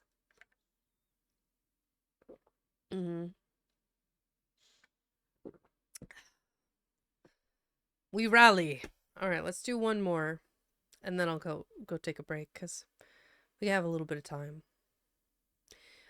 As a side note, if you're looking for a editor for short clips for your channel, I highly recommend It's Just Devi. His link is posted in VGen. He is part of Gen 1 of Underrealm, a growing community of streamers and followers that are just there to vibe. We play games, we have some movies scheduled, we do collaborative stuff within our community. If you guys are not familiar with it, go check it out. !Underrealm, if you would please, Devi or Valis, whoever's free. That way you can join in on the fun and check it out. Okay. Bless. Thank you, Valis. So we are on to chapter 3. The Enchanted Stag. Stag. There we go. Sometimes the captioning is a little bit rough. There we go. The Enchanted Stag. Alright, it likes that a little better. There were once a brother and sister who loved each other dearly. You are much appreciated, Valis. Thank you. Their mother was dead, and their father had married again a woman who was most unkind and cruel to them. Are all stepmothers just cruel? I mean, I had a stepdad, and he was pretty cool. Cool, not cruel. So I wonder why. Something about fairy stories. One day the boy took his sister's hand and said to her, "Dear little sister, since our mother died, we have not had one happy hour."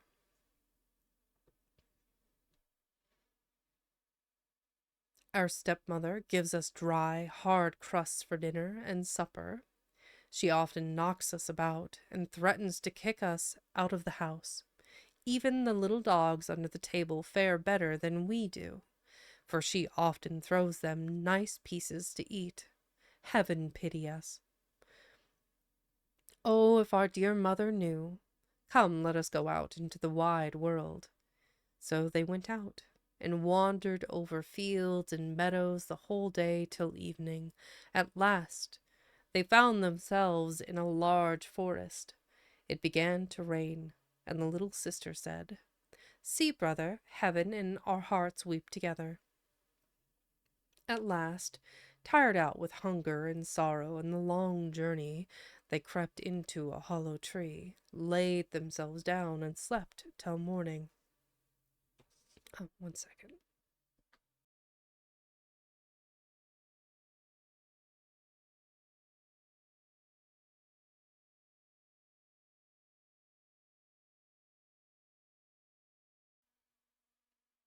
When they awoke, the sun was high in the heavens and shone brightly into the hollow tree. So they left their place of shelter and wandered away in search of water. "Oh, I am so thirsty," said the boy. If we could only find a brook or a stream." He stopped to listen and said, "Stay. I think I hear a running stream." So he took his sister by the hand, and they ran together to find it. This is very contradictory language. Stay, yoinks her hand, and they run off to find it. What? What? Okay, whatever. Now, the stepmother of these poor children was a wicked witch. She had seen the children go away, and following them cautiously like a snake, had bewitched all the springs and streams in the forest. The pleasant trickling of a brook over the pebbles was heard by the children as they reached it, and the boy was just stooping to drink when the sister heard in the babbling of the brook, "Whoever drinks of me, a tiger soon will be." Origin detected! Ah, now I know. Now I know why I am a tiger. I drink some fancy babbling brook. I'm just gonna yoink. It was me, Dio.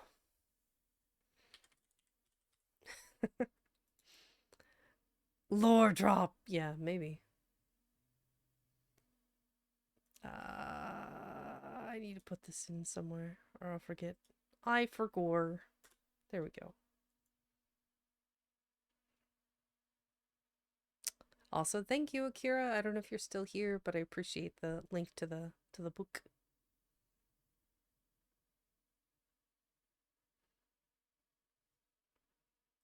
Okay. Vex created new lore on the spot. Yes, indeed. Yeah, stay to get out of here. Yeah, very mixed messages, Miv. Very, very mixed messages. Mixed messages. Sorry. Anyway. Ah. "Whoever drinks of me, a tiger soon will be." Then she cried quickly, "Stay, brother, stay. Do not drink, or you will become a wild beast and tear me to pieces." Thirsty as he was, the brother conquered his desire to drink at her words and said, "Dear sister, I will wait till we come to a spring." And so they wandered farther, but as they approached, she heard in the bubbling spring the words, "Who drinks of me, a wolf will be." "Brother, I pray you, do not drink of this brook. You will be changed into a wolf and devour me." Again the brother denied himself and promised to wait, but he said, "At the next stream I must drink. Say what you will, my thirst is so great." Not far off ran a pretty streamlet, looking clear and bright, but here also in the murmuring waters the sister heard the words, "Who dares to drink of me, turned to a stag will be." "Dear brother, do not drink," she began, but she was too late, for her brother had already knelt by the stream to drink. And as the first drop of water touched his lips, he became a fawn. How the little sister wept over the enchanted brother, and the fawn wept also. I swear to God, if they say leopard, Inky, or Yuki, oh, that's funny. Just, yeah. New earworm detected. I really like that. Whoever shall drink from me, shall a tiger soon shall be. I'm not a possum, that's true. You are a beautiful spotted snow leopard with 2 tails, and can bake twice as well as anyone else I know.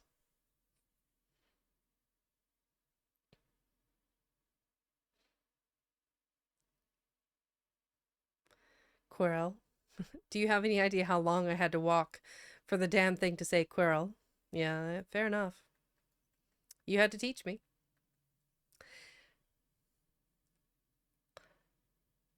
He did not run away, but stayed close to her, and at last she said, "Stand still, dear fawn, don't fear. I must take care of you, but I will never leave you." So she untied her little golden garter and fastened it round the neck of the fawn. Como se va? Then she gathered some soft green rushes and braided them into a soft string, which she fastened to the fawn's golden collar. And then she led him away into the depths of the forest. After wandering about for some time, they at last found a little deserted hut, and the sister was overjoyed, for she thought it would form a nice shelter for them both. So she led the fawn in, and then went out alone to gather moss and dried leaves to make him a soft bed. Every morning she went out to gather dried roots, nuts, and berries for her own food, and sweet fresh grass for the fawn, which he ate out of her hand, and the poor little animal went out with her, and played about as happy as the day was long. When evening came, and the poor sister felt tired, she would kneel down and say her prayers, and then lay her delicate head on the fawn's back, which was a soft, warm pillow, on which she could sleep peacefully. Had this dear brother only been... Had this dear brother... Ah, that's funny. I'm sorry. Had this dear brother only kept his own proper form, how happy they would have been together, after they had been alone in the forest for some time. And the little sister had grown a lovely maiden, and the fawn a large stag. A numerous hunting party came to the forest, and amongst them the king of the country. The sounding horn, the barking of the dogs, the holloa, I'm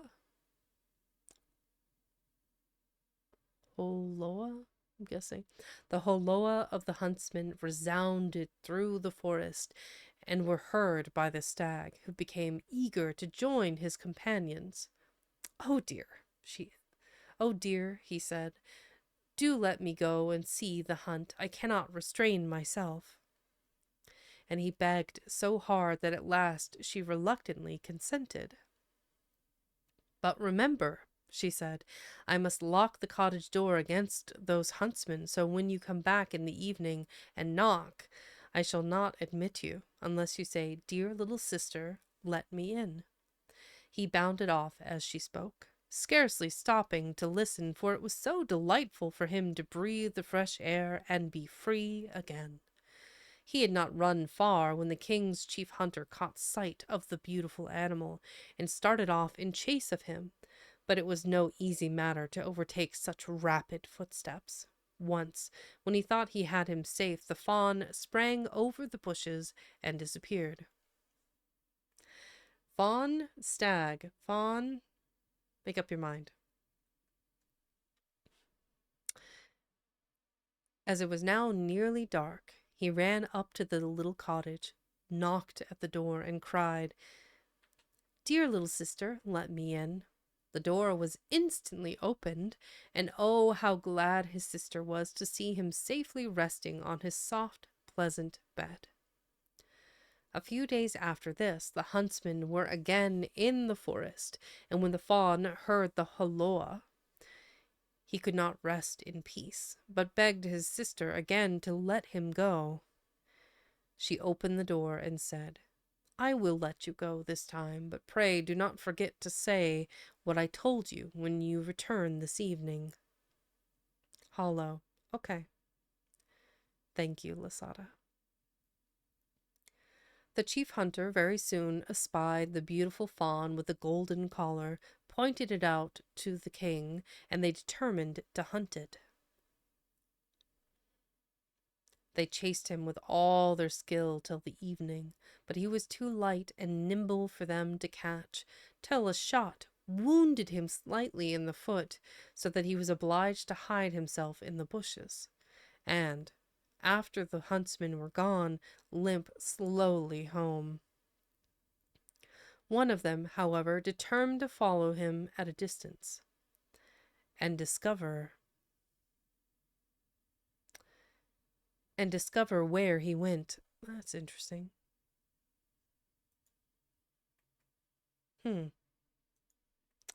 Is the closed captioning still working? It should. Weird. I'll turn it on. Yeah, nar as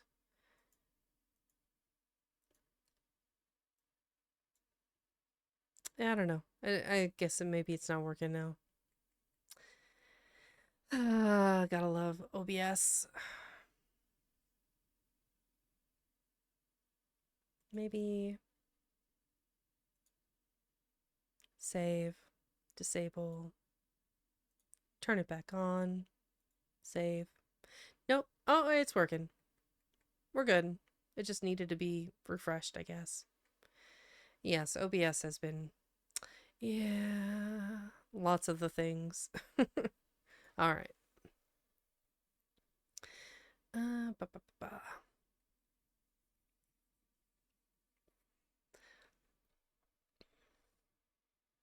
One of them, however, determined to follow him at a distance and discover where he went. What was his surprise at seeing him go up to a door and knock, and to hear him say, "Dear little sister, let me in." The door was only opened a little way, and quickly shut, but the huntsman had seen enough to make him full of wonder when he returned and described to the king what he had seen. "We will have one more chase tomorrow," said the king, "and discover this mystery." In the meantime, the loving sister was terribly alarmed at finding the stag's foot wounded and bleeding. She quickly washed off the blood, and after bathing the wound, placed healing herbs on it, and said, "Lie down on your bed, dear fawn, and the wound will soon heal if you rest your foot." In the morning the wound was so much better that the fawn felt the foot almost as strong as ever, and so when he again heard the hollow of the hunters, he could not resist. "Oh, dear sister, I must go once more. It will be easy for me to avoid the hunters now, and my foot feels quite well. They will not hunt me unless they see me running, and I don't mean to do that." But his sister wept and begged him not to go. "If they kill you, dear fawn, I shall be here alone in the forest, forsaken by the whole world. And I shall die of grief," he said, "if I remain here listening to the hunter's horn." So at length his sister, with a heavy heart, set him free, and he bounded away joyfully into the forest. As soon as the king caught sight of him, he said, caught sight of him, he said to the huntsman, "Follow that stag about, but don't hurt him." So they hunted him all day, but at the approach of sunset, the king said to the hunter who had followed the fawn the day before, "Come and show me the little cottage." So they went together. And when the king saw it, he sent his companion home, and went on alone so quickly that he arrived there before the fawn, and going up to the little door, knocked and said softly, "Dear little sister, let me in." As the door opened, the king stepped in, and in great astonishment saw a maiden more beautiful than he had ever seen in his life standing before him. But how frightened she but how frightened she felt to see instead of her dear little fawn a noble gentleman walk in with a gold crown on his head. However, he appeared very friendly, and after a little talk he held out his hand to her and said, "Wilt thou go with me to my castle and be my dear wife?" "Ah, yes," replied the maiden. I would willingly, but I cannot leave my dear fawn. He must go with me wherever I am." It,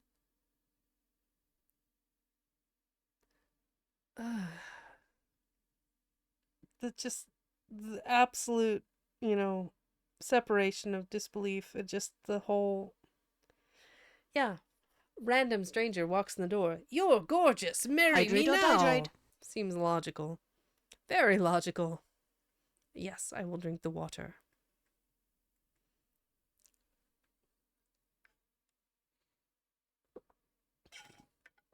Sometimes these stories are so silly. And I am almost out of water. I am out of water now.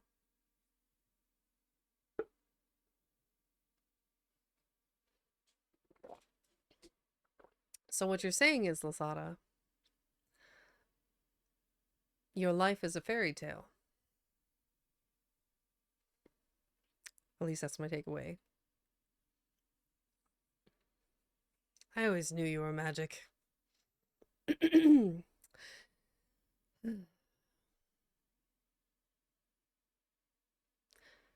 "He shall remain with you as long as you live," replied the king, "and I will never ask you to forsake him." While they were talking, the fawn came bounding in, looking quite well and happy. Then his sister fastened the string of rushes to his collar, took it in her hand, and led him away from the cottage in the wood to where the king's beautiful horse waited for him.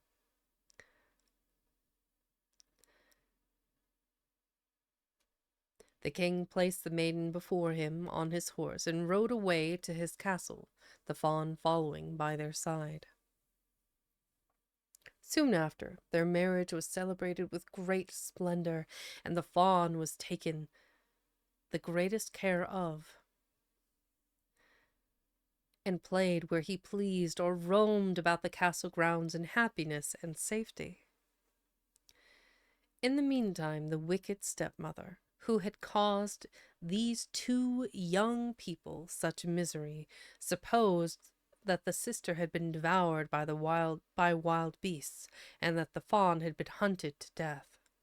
Therefore, when she heard of their happiness, such envy and malice arose in her heart that she could find no rest till she had tried to destroy it.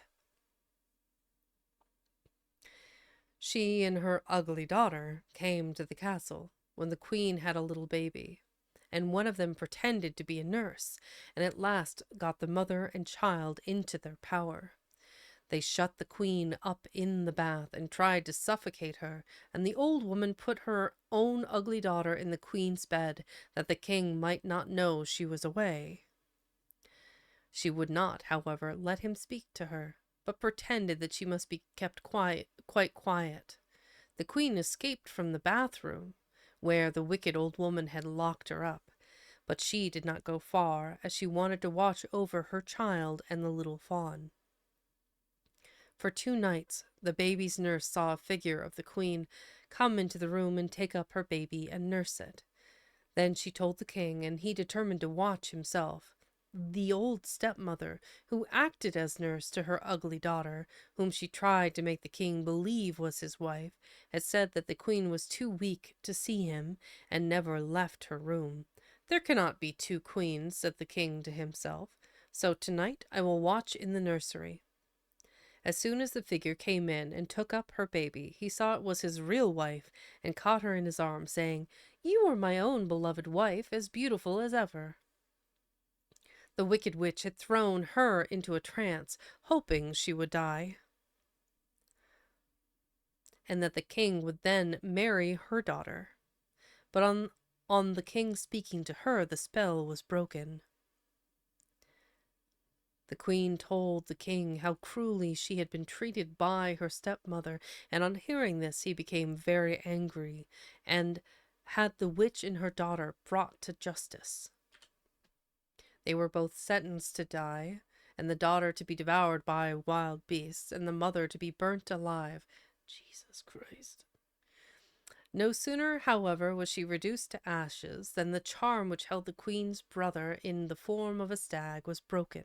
He recovered his own natural shape and appeared before them a tall, handsome young man, naked as a jaybird. After this, the brother and sister lived happily and peacefully for the rest of their lives. I love how, as a plot device, they didn't bring in the sister, the ugly sister, until like the last little bit, and it's just so that way she could suffer as they were intended to suffer at the hands of wild beasts. She is a bitter lady, Yuki. Very bitter. Let's see here. Mausavi, what is this about me being magical? Are you magical? See, yeah. I don't know, it's like, oh man, I'm tired of writing. I'm tired of this, Grandpa. Well, too damn bad. Just, yep. Oh, congratulations and welcome in, and you are living the fairy tale that, the whole, so in the story, I don't know if you were here at the beginning, so at the very beginning, like, sister and brother run into the woods. Brother gets turned into a deer. They're living in the woods. King, one day when they're much older as adults, he's still a younger buck and she is a grown woman. The king goes to meet her, just opens the door, lets himself in, and he's like, wow, you're pretty, will you marry me? And she's like, sure. And that is the fairy tale. And Lasada said that's pretty much what happened with the two of you.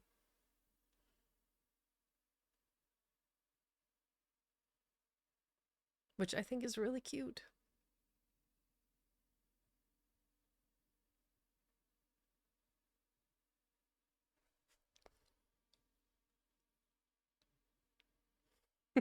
Yuki. Well, that's...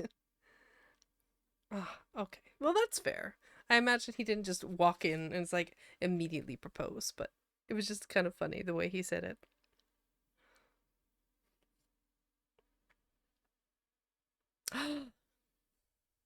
Fair enough.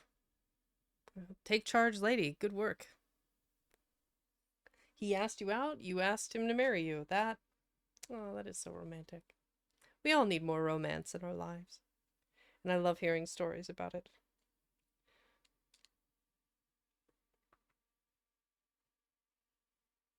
I like the take charge ladies, honestly.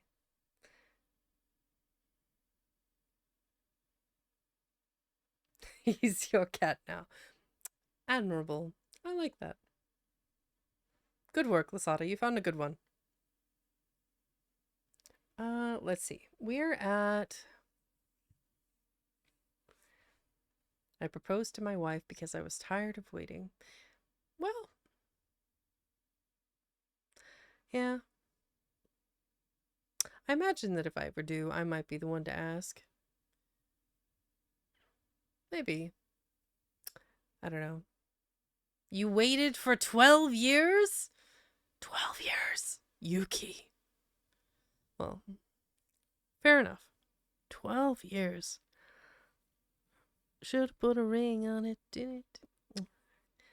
That's impressive. Let's see. All right, we are 2 hours and some change in. I need to refill my water bottle. So I'm going to go ahead and take us on a quick, you know, honestly, let me just, I don't need to run any ads if I can just, you know, finish another couple of chapters. So I'm going to try and do that in the next 45 minutes. Let me just go grab my water and I will be right. Yeah. Go drink, girl. Yeah, that's right. BRB. I'll just do bop.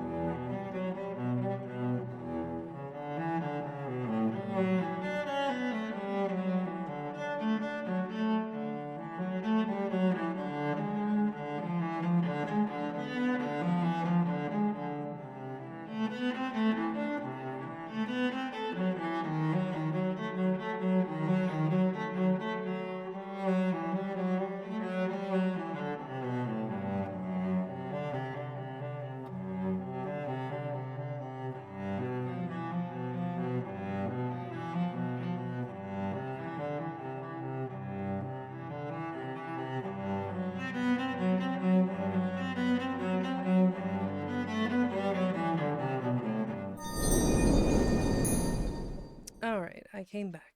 We're here. We're ball. So we're gonna go ahead and at least read one more story, which this one, let's see how long it is. 1, 5, 7, 9, 11. Yeah, this one will do us for the rest of today. So we'll read Hansel and Gretel, which is a story I have read before. Is this one? So this is 52.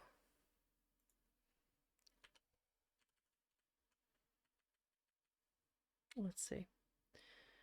So these all of the ones that I've read thus far, including the one I'm about to read, are all grim fairy tales, which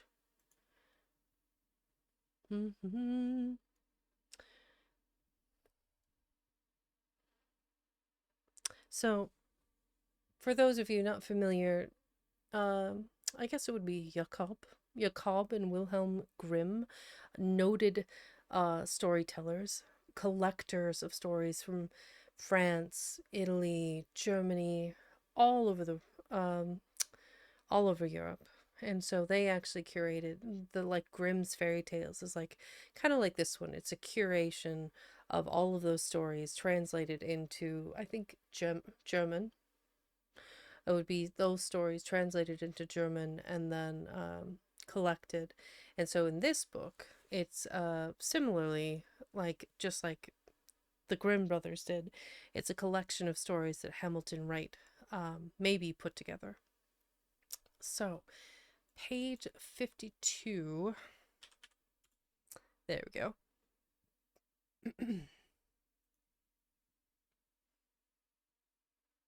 Yep. Enjoying the stream? Support Vex and Cat and the other amazing creators over on Underrealm VTG VTuber group here. Over at Underrealm VTG Discord.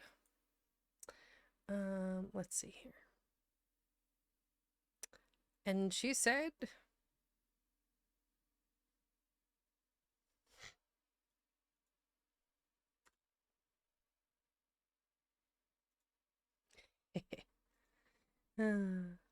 That's amusing.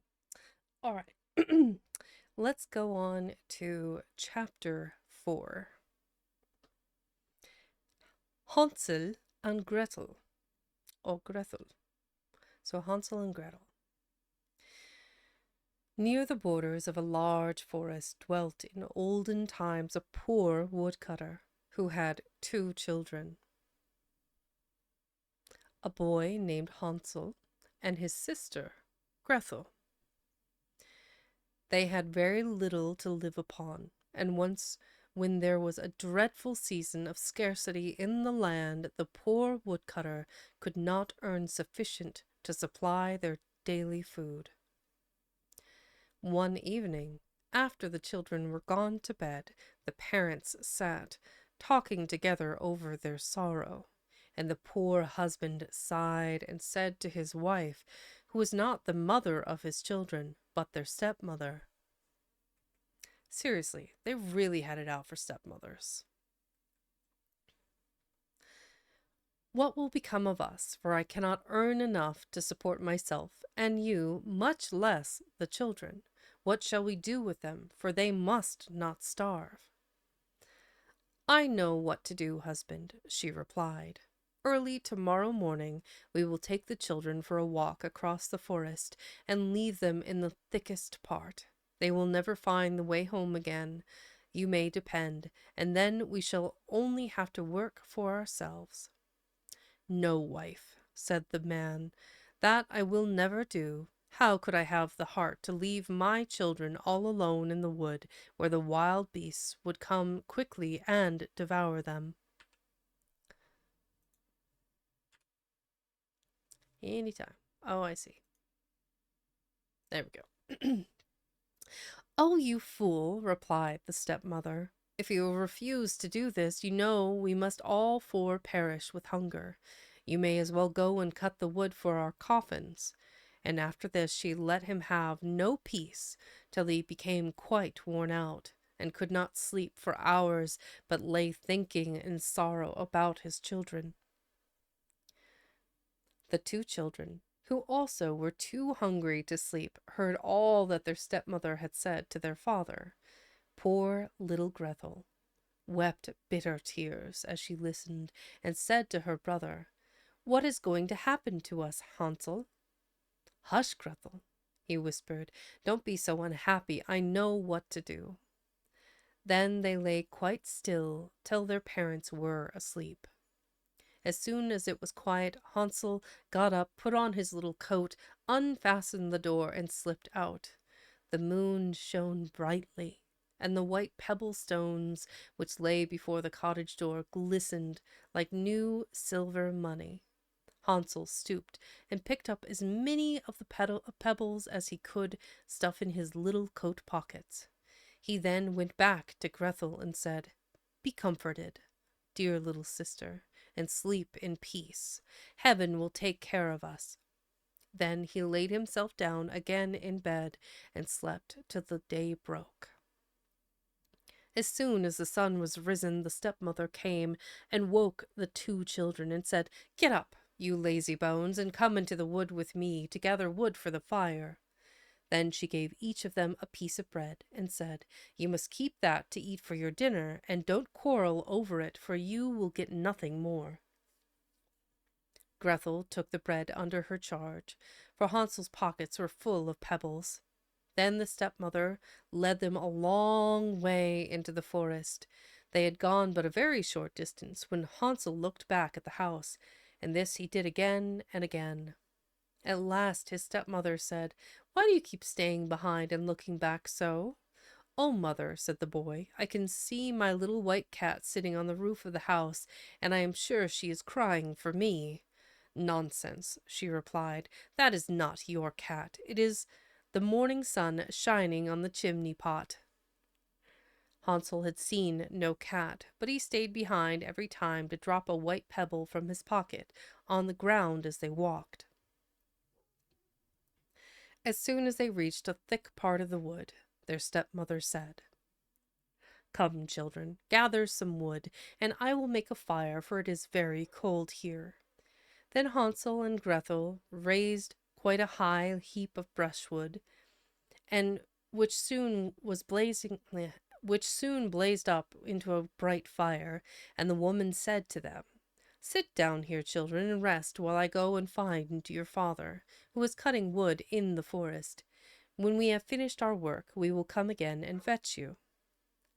Hansel and Gretel seated themselves by the fire, and when noon arrived, they each ate the piece of bread which their stepmother had given them for their dinner, and as long as they heard the strokes of the axe, they felt safe, for they believed that their father was working near them. But it was not an axe they heard, only a branch which still hung on a withered tree and was moving up and down by the wind. At last, when they had been sitting there a long time, the children's eyes became heavy with fatigue, and they fell asleep. When they awoke, it was dark night, and poor Grethel began to cry and said, Oh, how shall we get out of the wood? But Hansel comforted her. Don't fear, he said. let us wait a little while till the moon rises, and then we shall easily find our way home. Very soon the full moon rose, and then Hansel took his little sister by the hand, and the white pebble stones, which glittered like newly coined money in the moonlight, and which Hansel had dropped as he walked, pointed out the way. They walked all the night through, and did not reach their father's house till break of day. They knocked at the door, and when their stepmother opened it, she exclaimed, "You naughty children, why have you been staying so long in the forest? We thought you were never coming back." But their father was overjoyed to see them, for it grieved him to the heart to think that they had been left alone in the wood. Not long after this there came another time of scarcity and want in every house, and the children heard their stepmother talking after they were in bed. "The times are as bad as ever," she said. "We have just half a loaf left, and when that is gone, all love will be at an end. The children must go away. We will not take them deeper into the forest. We will take them deeper into the forest this time, and they will..." Nope. There we go.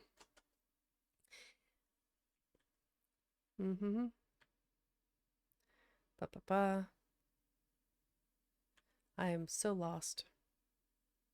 "We will take them deeper into the forest this time, and they will not be able to find their way home as they did before. It is the only plan to save ourselves from starvation." But the husband felt heavy at heart, for he thought it was better to share the last morsel with his children. His wife would listen to nothing he said, but continued to reproach him, and as he had given way to her the first time, he could not refuse to do so now.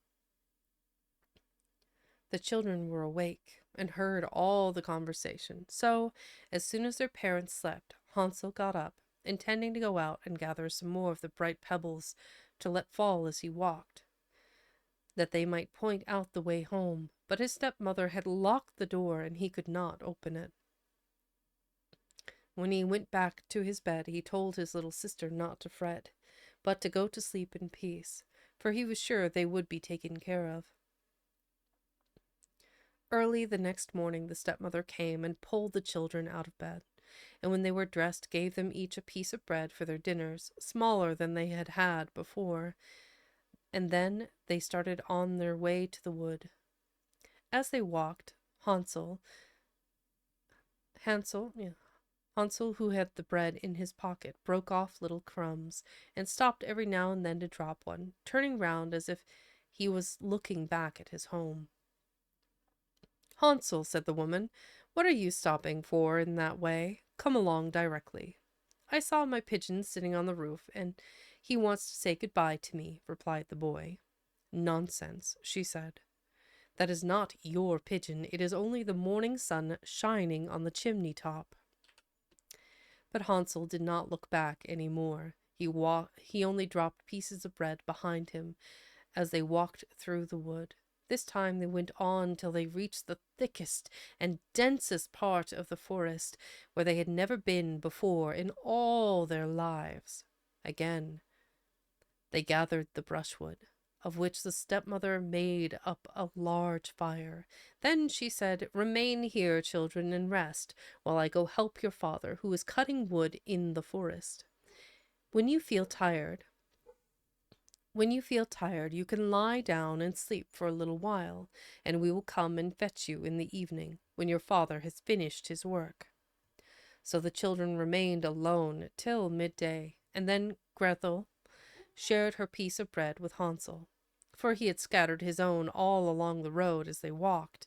After this they slept for a while, and the evening drew on, but no one came to fetch the poor children. When they awoke it was quite dark, and poor little Gretel was afraid, but Hansel comforted her, as he had done before, by telling her they need only wait till the moon rose. "You know, little sister," he said, that I have thrown breadcrumbs all along the road we came, and they will easily point out the way home. But when they went out of the thicket into the moonlight, they found no breadcrumbs, for the numerous birds which inhabited the trees of the forest had picked them all up.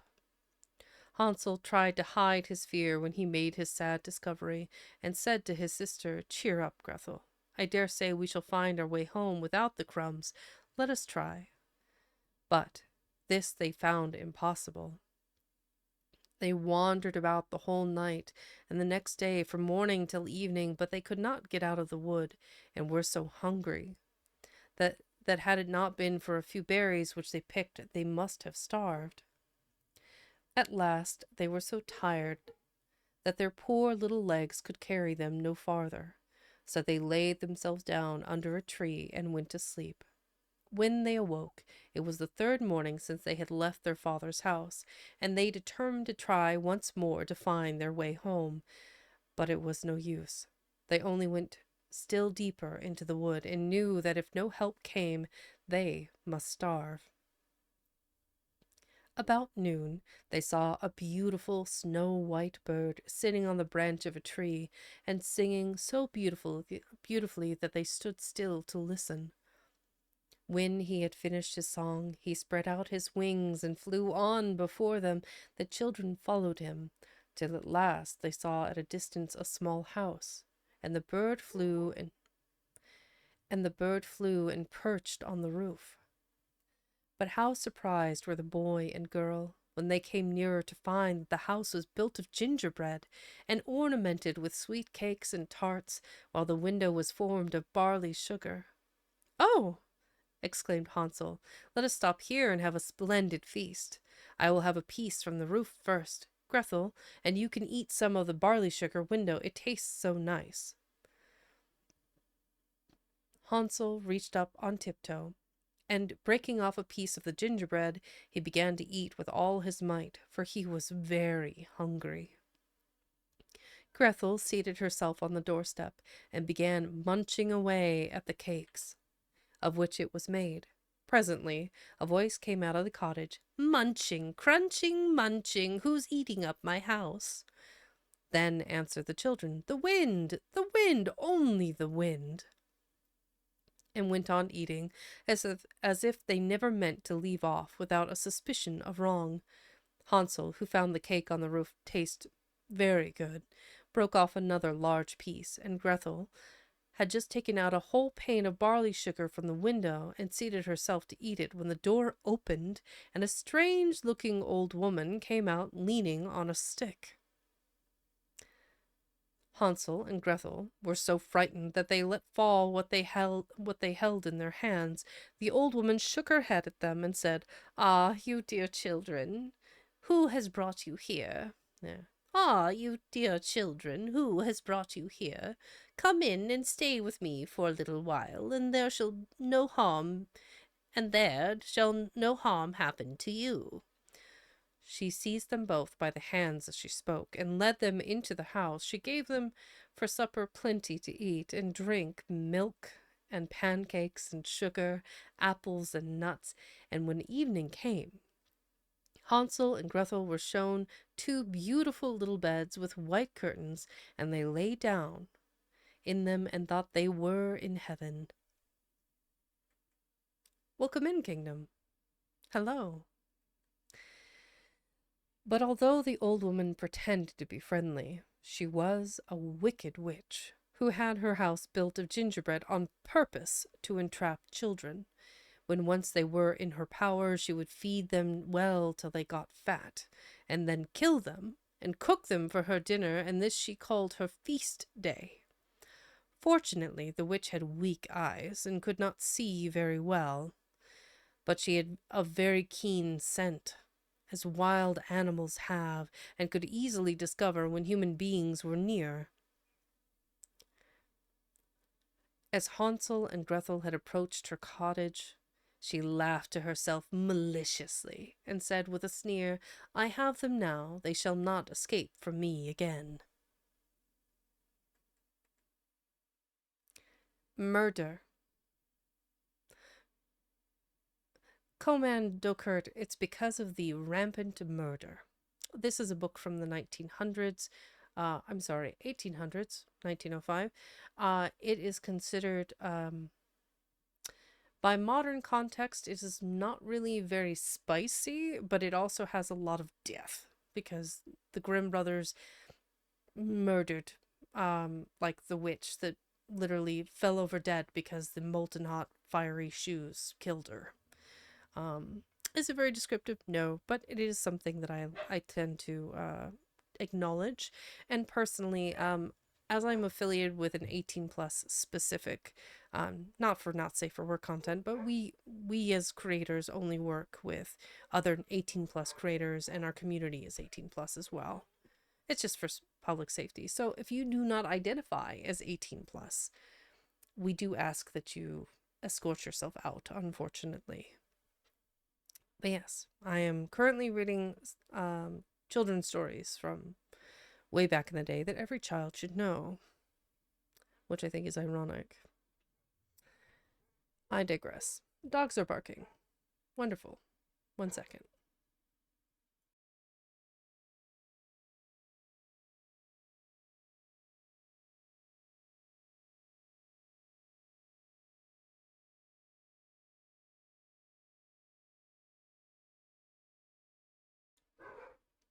Isn't that kid story why they write Think Like This?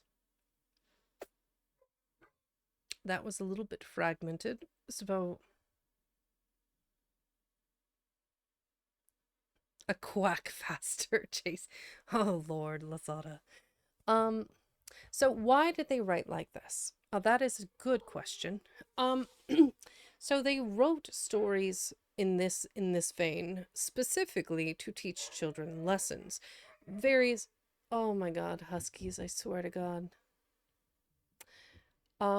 If you do not know, huskies sing the song of their people and are very vocal about everything from the mailman, the trash man, a cat, a bag in the wind will set them off. A leaf skittering across the driveway. The many lamentations of their women, yes. Aroo. So they wrote stories like this because there is, for the most part, there's various moral lessons to be learned. Some of those moral lessons are, don't be a jerk. Don't steal from people. There will be consequences. You would think these were like inherent lessons, but sometimes it takes some sort of creative reminder to help us retain lessons. So rather than experiencing firsthand what the consequences are, stories help us like imagine scenarios in which we would get ourselves in trouble. Dogs. So help me. Bear with me a second. Let me go make sure they are not, in fact, dying.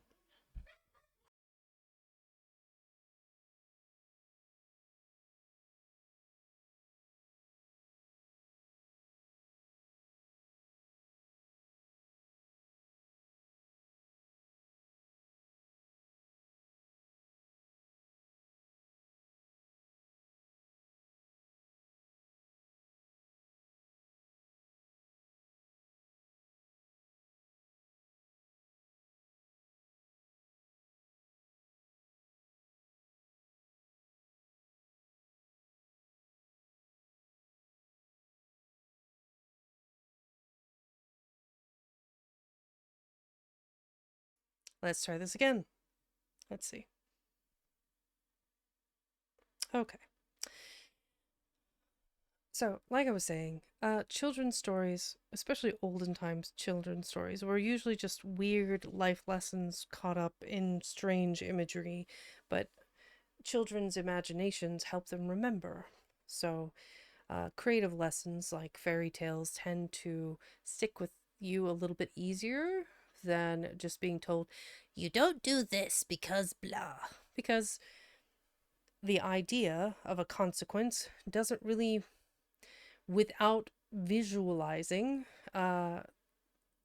most children have a difficult time retaining um, life lessons of this nature. So, most children's stories, I would say, so we're on what, page 60? Go back to, here ahead to here. So, one eye, two eye, three eyes. Don't be a jerk. The magic mirror was not. The lesson was more for the queen. Don't be jealous and envious. Oh yeah, very much. The enchanted stag was, I think probably I would argue the life lesson out of that story was, you know, just, you know, do your best and take care of your family, probably. And now in Hansel and Gretel, that life lesson of taking care of your family and comes into hand, and it's up against the war of, you know, is theft good? And when is theft good? And theft is never good because there's usually consequences, but the fact that they were abandoned by their stepmothers is like consistent through a lot of these stories. Stepmothers are just evil, which is sad because for the most part, stepmothers are trying their best. All right. There we are.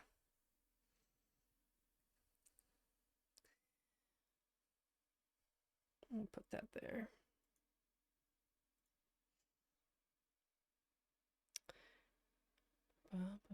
Okay. As Hansel and Gretel had approached her cottage, she laughed to herself maliciously and said with a sneer, "I have them now, they shall not escape from me again." Early in the morning, before the children were awake, she was up, standing by their beds, and when she saw how beautiful they looked in their sleep, with their round, rosy cheeks, she muttered to herself, "What nice titbits they will be!" Then she laid hold of Hansel and with her rough hand dragged him out of bed and led him to a little cage which had a lattice door and shut him in. He might scream as much as he would, but it was all useless. After this she went back to Grethel, and shaking her roughly till she woke, cried, "Get up, you lazy hussy, and draw some water, that I may boil something good for your brother, who is shut up in a cage outside till he gets fat, and then I shall cook him and eat him."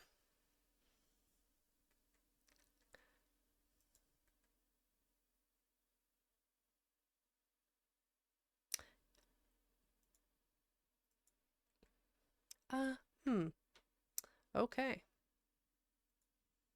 I'm not sure how I feel about this. Just like, what kind of motivation do you have?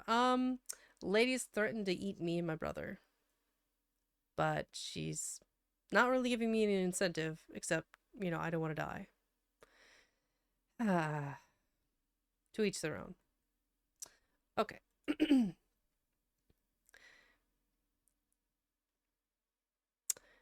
When Grethel heard this, she began to cry bitterly, but it was all useless. She was obliged to do as the wicked witch told her. For poor Hansel's breakfast, the best of everything was cooked. But Grethel had nothing for herself but a crab's claw. Every morning the old woman would go out to the little cage and say, "Hansel, stick out your finger, that I may feel if you are fat enough for eating."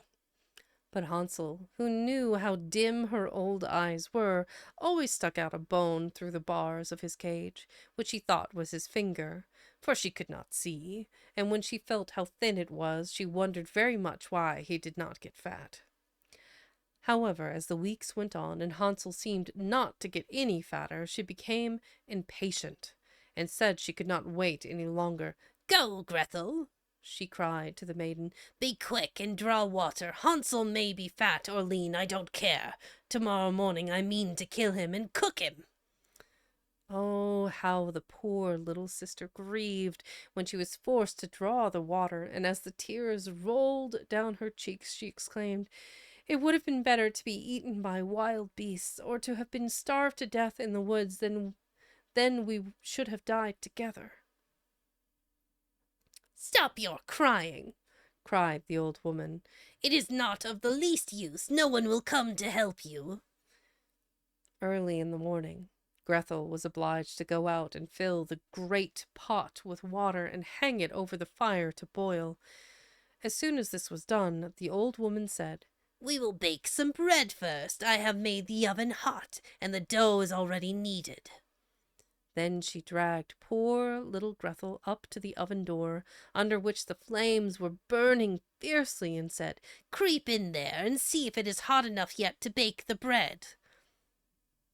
But if Grethel had obeyed her, she would have shut the poor child in and baked her for dinner instead of boiling Hansel. Grethel, however, guessed what she wanted to do and said, "I don't know how to get in through that narrow door." "Stupid goose," said the old woman. "Why, the oven door is quite large enough for me. Just look, I could get in myself."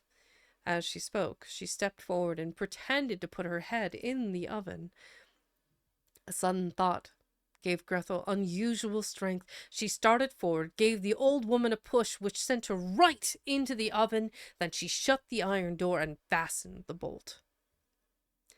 Oh, how the old witch did howl! It was quite horrible to hear. But Grethel ran away, and therefore she was left to burn, just as she had left many poor little children to burn. And how quickly Grethel ran to Hansel, opened the door of his cage, and cried, "Hansel, Hansel, we are free! The old witch is dead." He flew like a bird out of his cage at these words as soon as the door was opened, and the children were so overjoyed that they ran into each other's arms and kissed each other with the greatest of love. And now that there was nothing to be afraid of, they went back into the house, and while looking round the old witch's room, they saw an old oak chest, which they opened, and found it full of pearls and precious stones. "These are better than pebbles," said Hansel, and he filled his pockets as full as they could hold. "I will carry some too," said Grethel, and she held out her apron, which held quite as much as Hansel's pockets. "We will go now," he said, "and get away as soon as we can from this enchanted forest." They had been walking for nearly 2 hours when they came to a large sheet of water. "What shall we do now?" said the boy. "We cannot get across, and there is no bridge of any sort." "Oh, here comes a boat," cried Grethel, but she was mistaken. It was only a white duck, which came swimming towards the children. "Perhaps she will help us across if we ask her," said the child, and she sung, "Little duck, do help poor Hansel and Grethel. There is not a bridge nor a boat. Will you let us sail across on your white back?" The good-natured duck came near the bank as Grethel spoke, so close indeed that Hansel could seat himself, and wanted to take his little sister on his lap. But she said, "No, we shall be too heavy for the kind duck. Let her take us over one at a time." The good creature did as the children wished. She carried Grethel over first, and then came back for Hansel. And then how happy the children were to find themselves in a part of the wood which they remembered quite well. And as they walked on, the more familiar it became, till at last they caught sight of their father's house. Then they began to run, and bursting into the room, threw themselves into their father's arms. Poor man! He had not had a moment's peace since the children had been left alone in the forest. He was full of joy at finding them safe and well again. And now they had nothing to fear, for their wicked stepmother was dead. Comment ça va? But how surprised the poor woodcutter was when Grethel opened and shook her little apron to see the glittering pearls and precious stones scattered about the room, while Hansel drew handful after handful from his pockets. From this moment all his care and sorrow was at an end, and the father lived in happiness with his children till his death. So many questions. Like, wow. So many questions. Okay. So, why was their mother dead? Their stepmother was dead. Okay. Stepmother convinced him to leave the kids in the woods. She herself did the deed, not once, but twice. And then in the interim, between doing the abandonment of their children, she died mysteriously with nothing more than a single sentence. It's like, and the stepmother was dead. Oh, you can say bitch.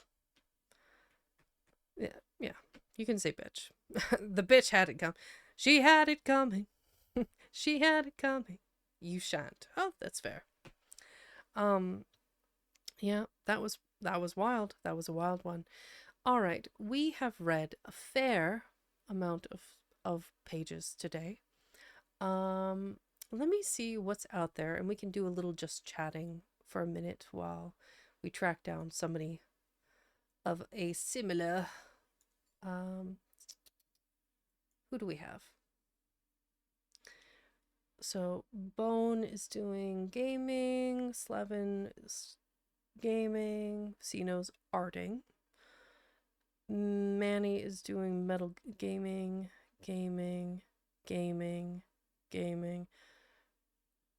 The Whistle of Revenge, Chapter 12. Day is arting. I haven't rated Day in a minute.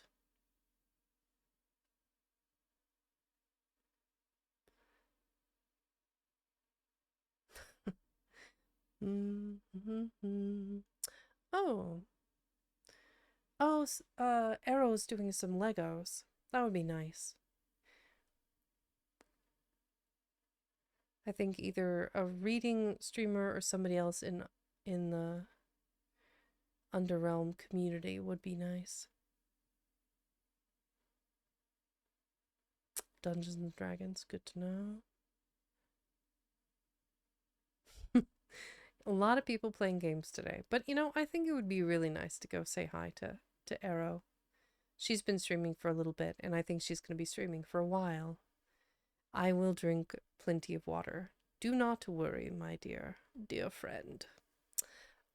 Let's see. What are we thinking? Something cheerful, maybe. Vexing raid. We were not murdered by our stepmothers. Ooh, actually, vexing raid. Stepmothers are dead. That's probably the most brutal vexing raid I've done to date. And also quite absurd. We like absurd.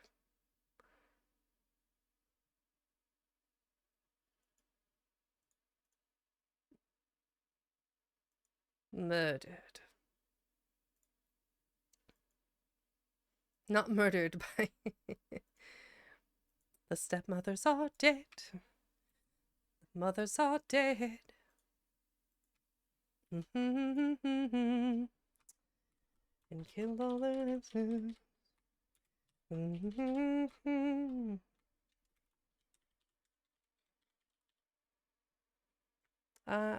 change that a little bit.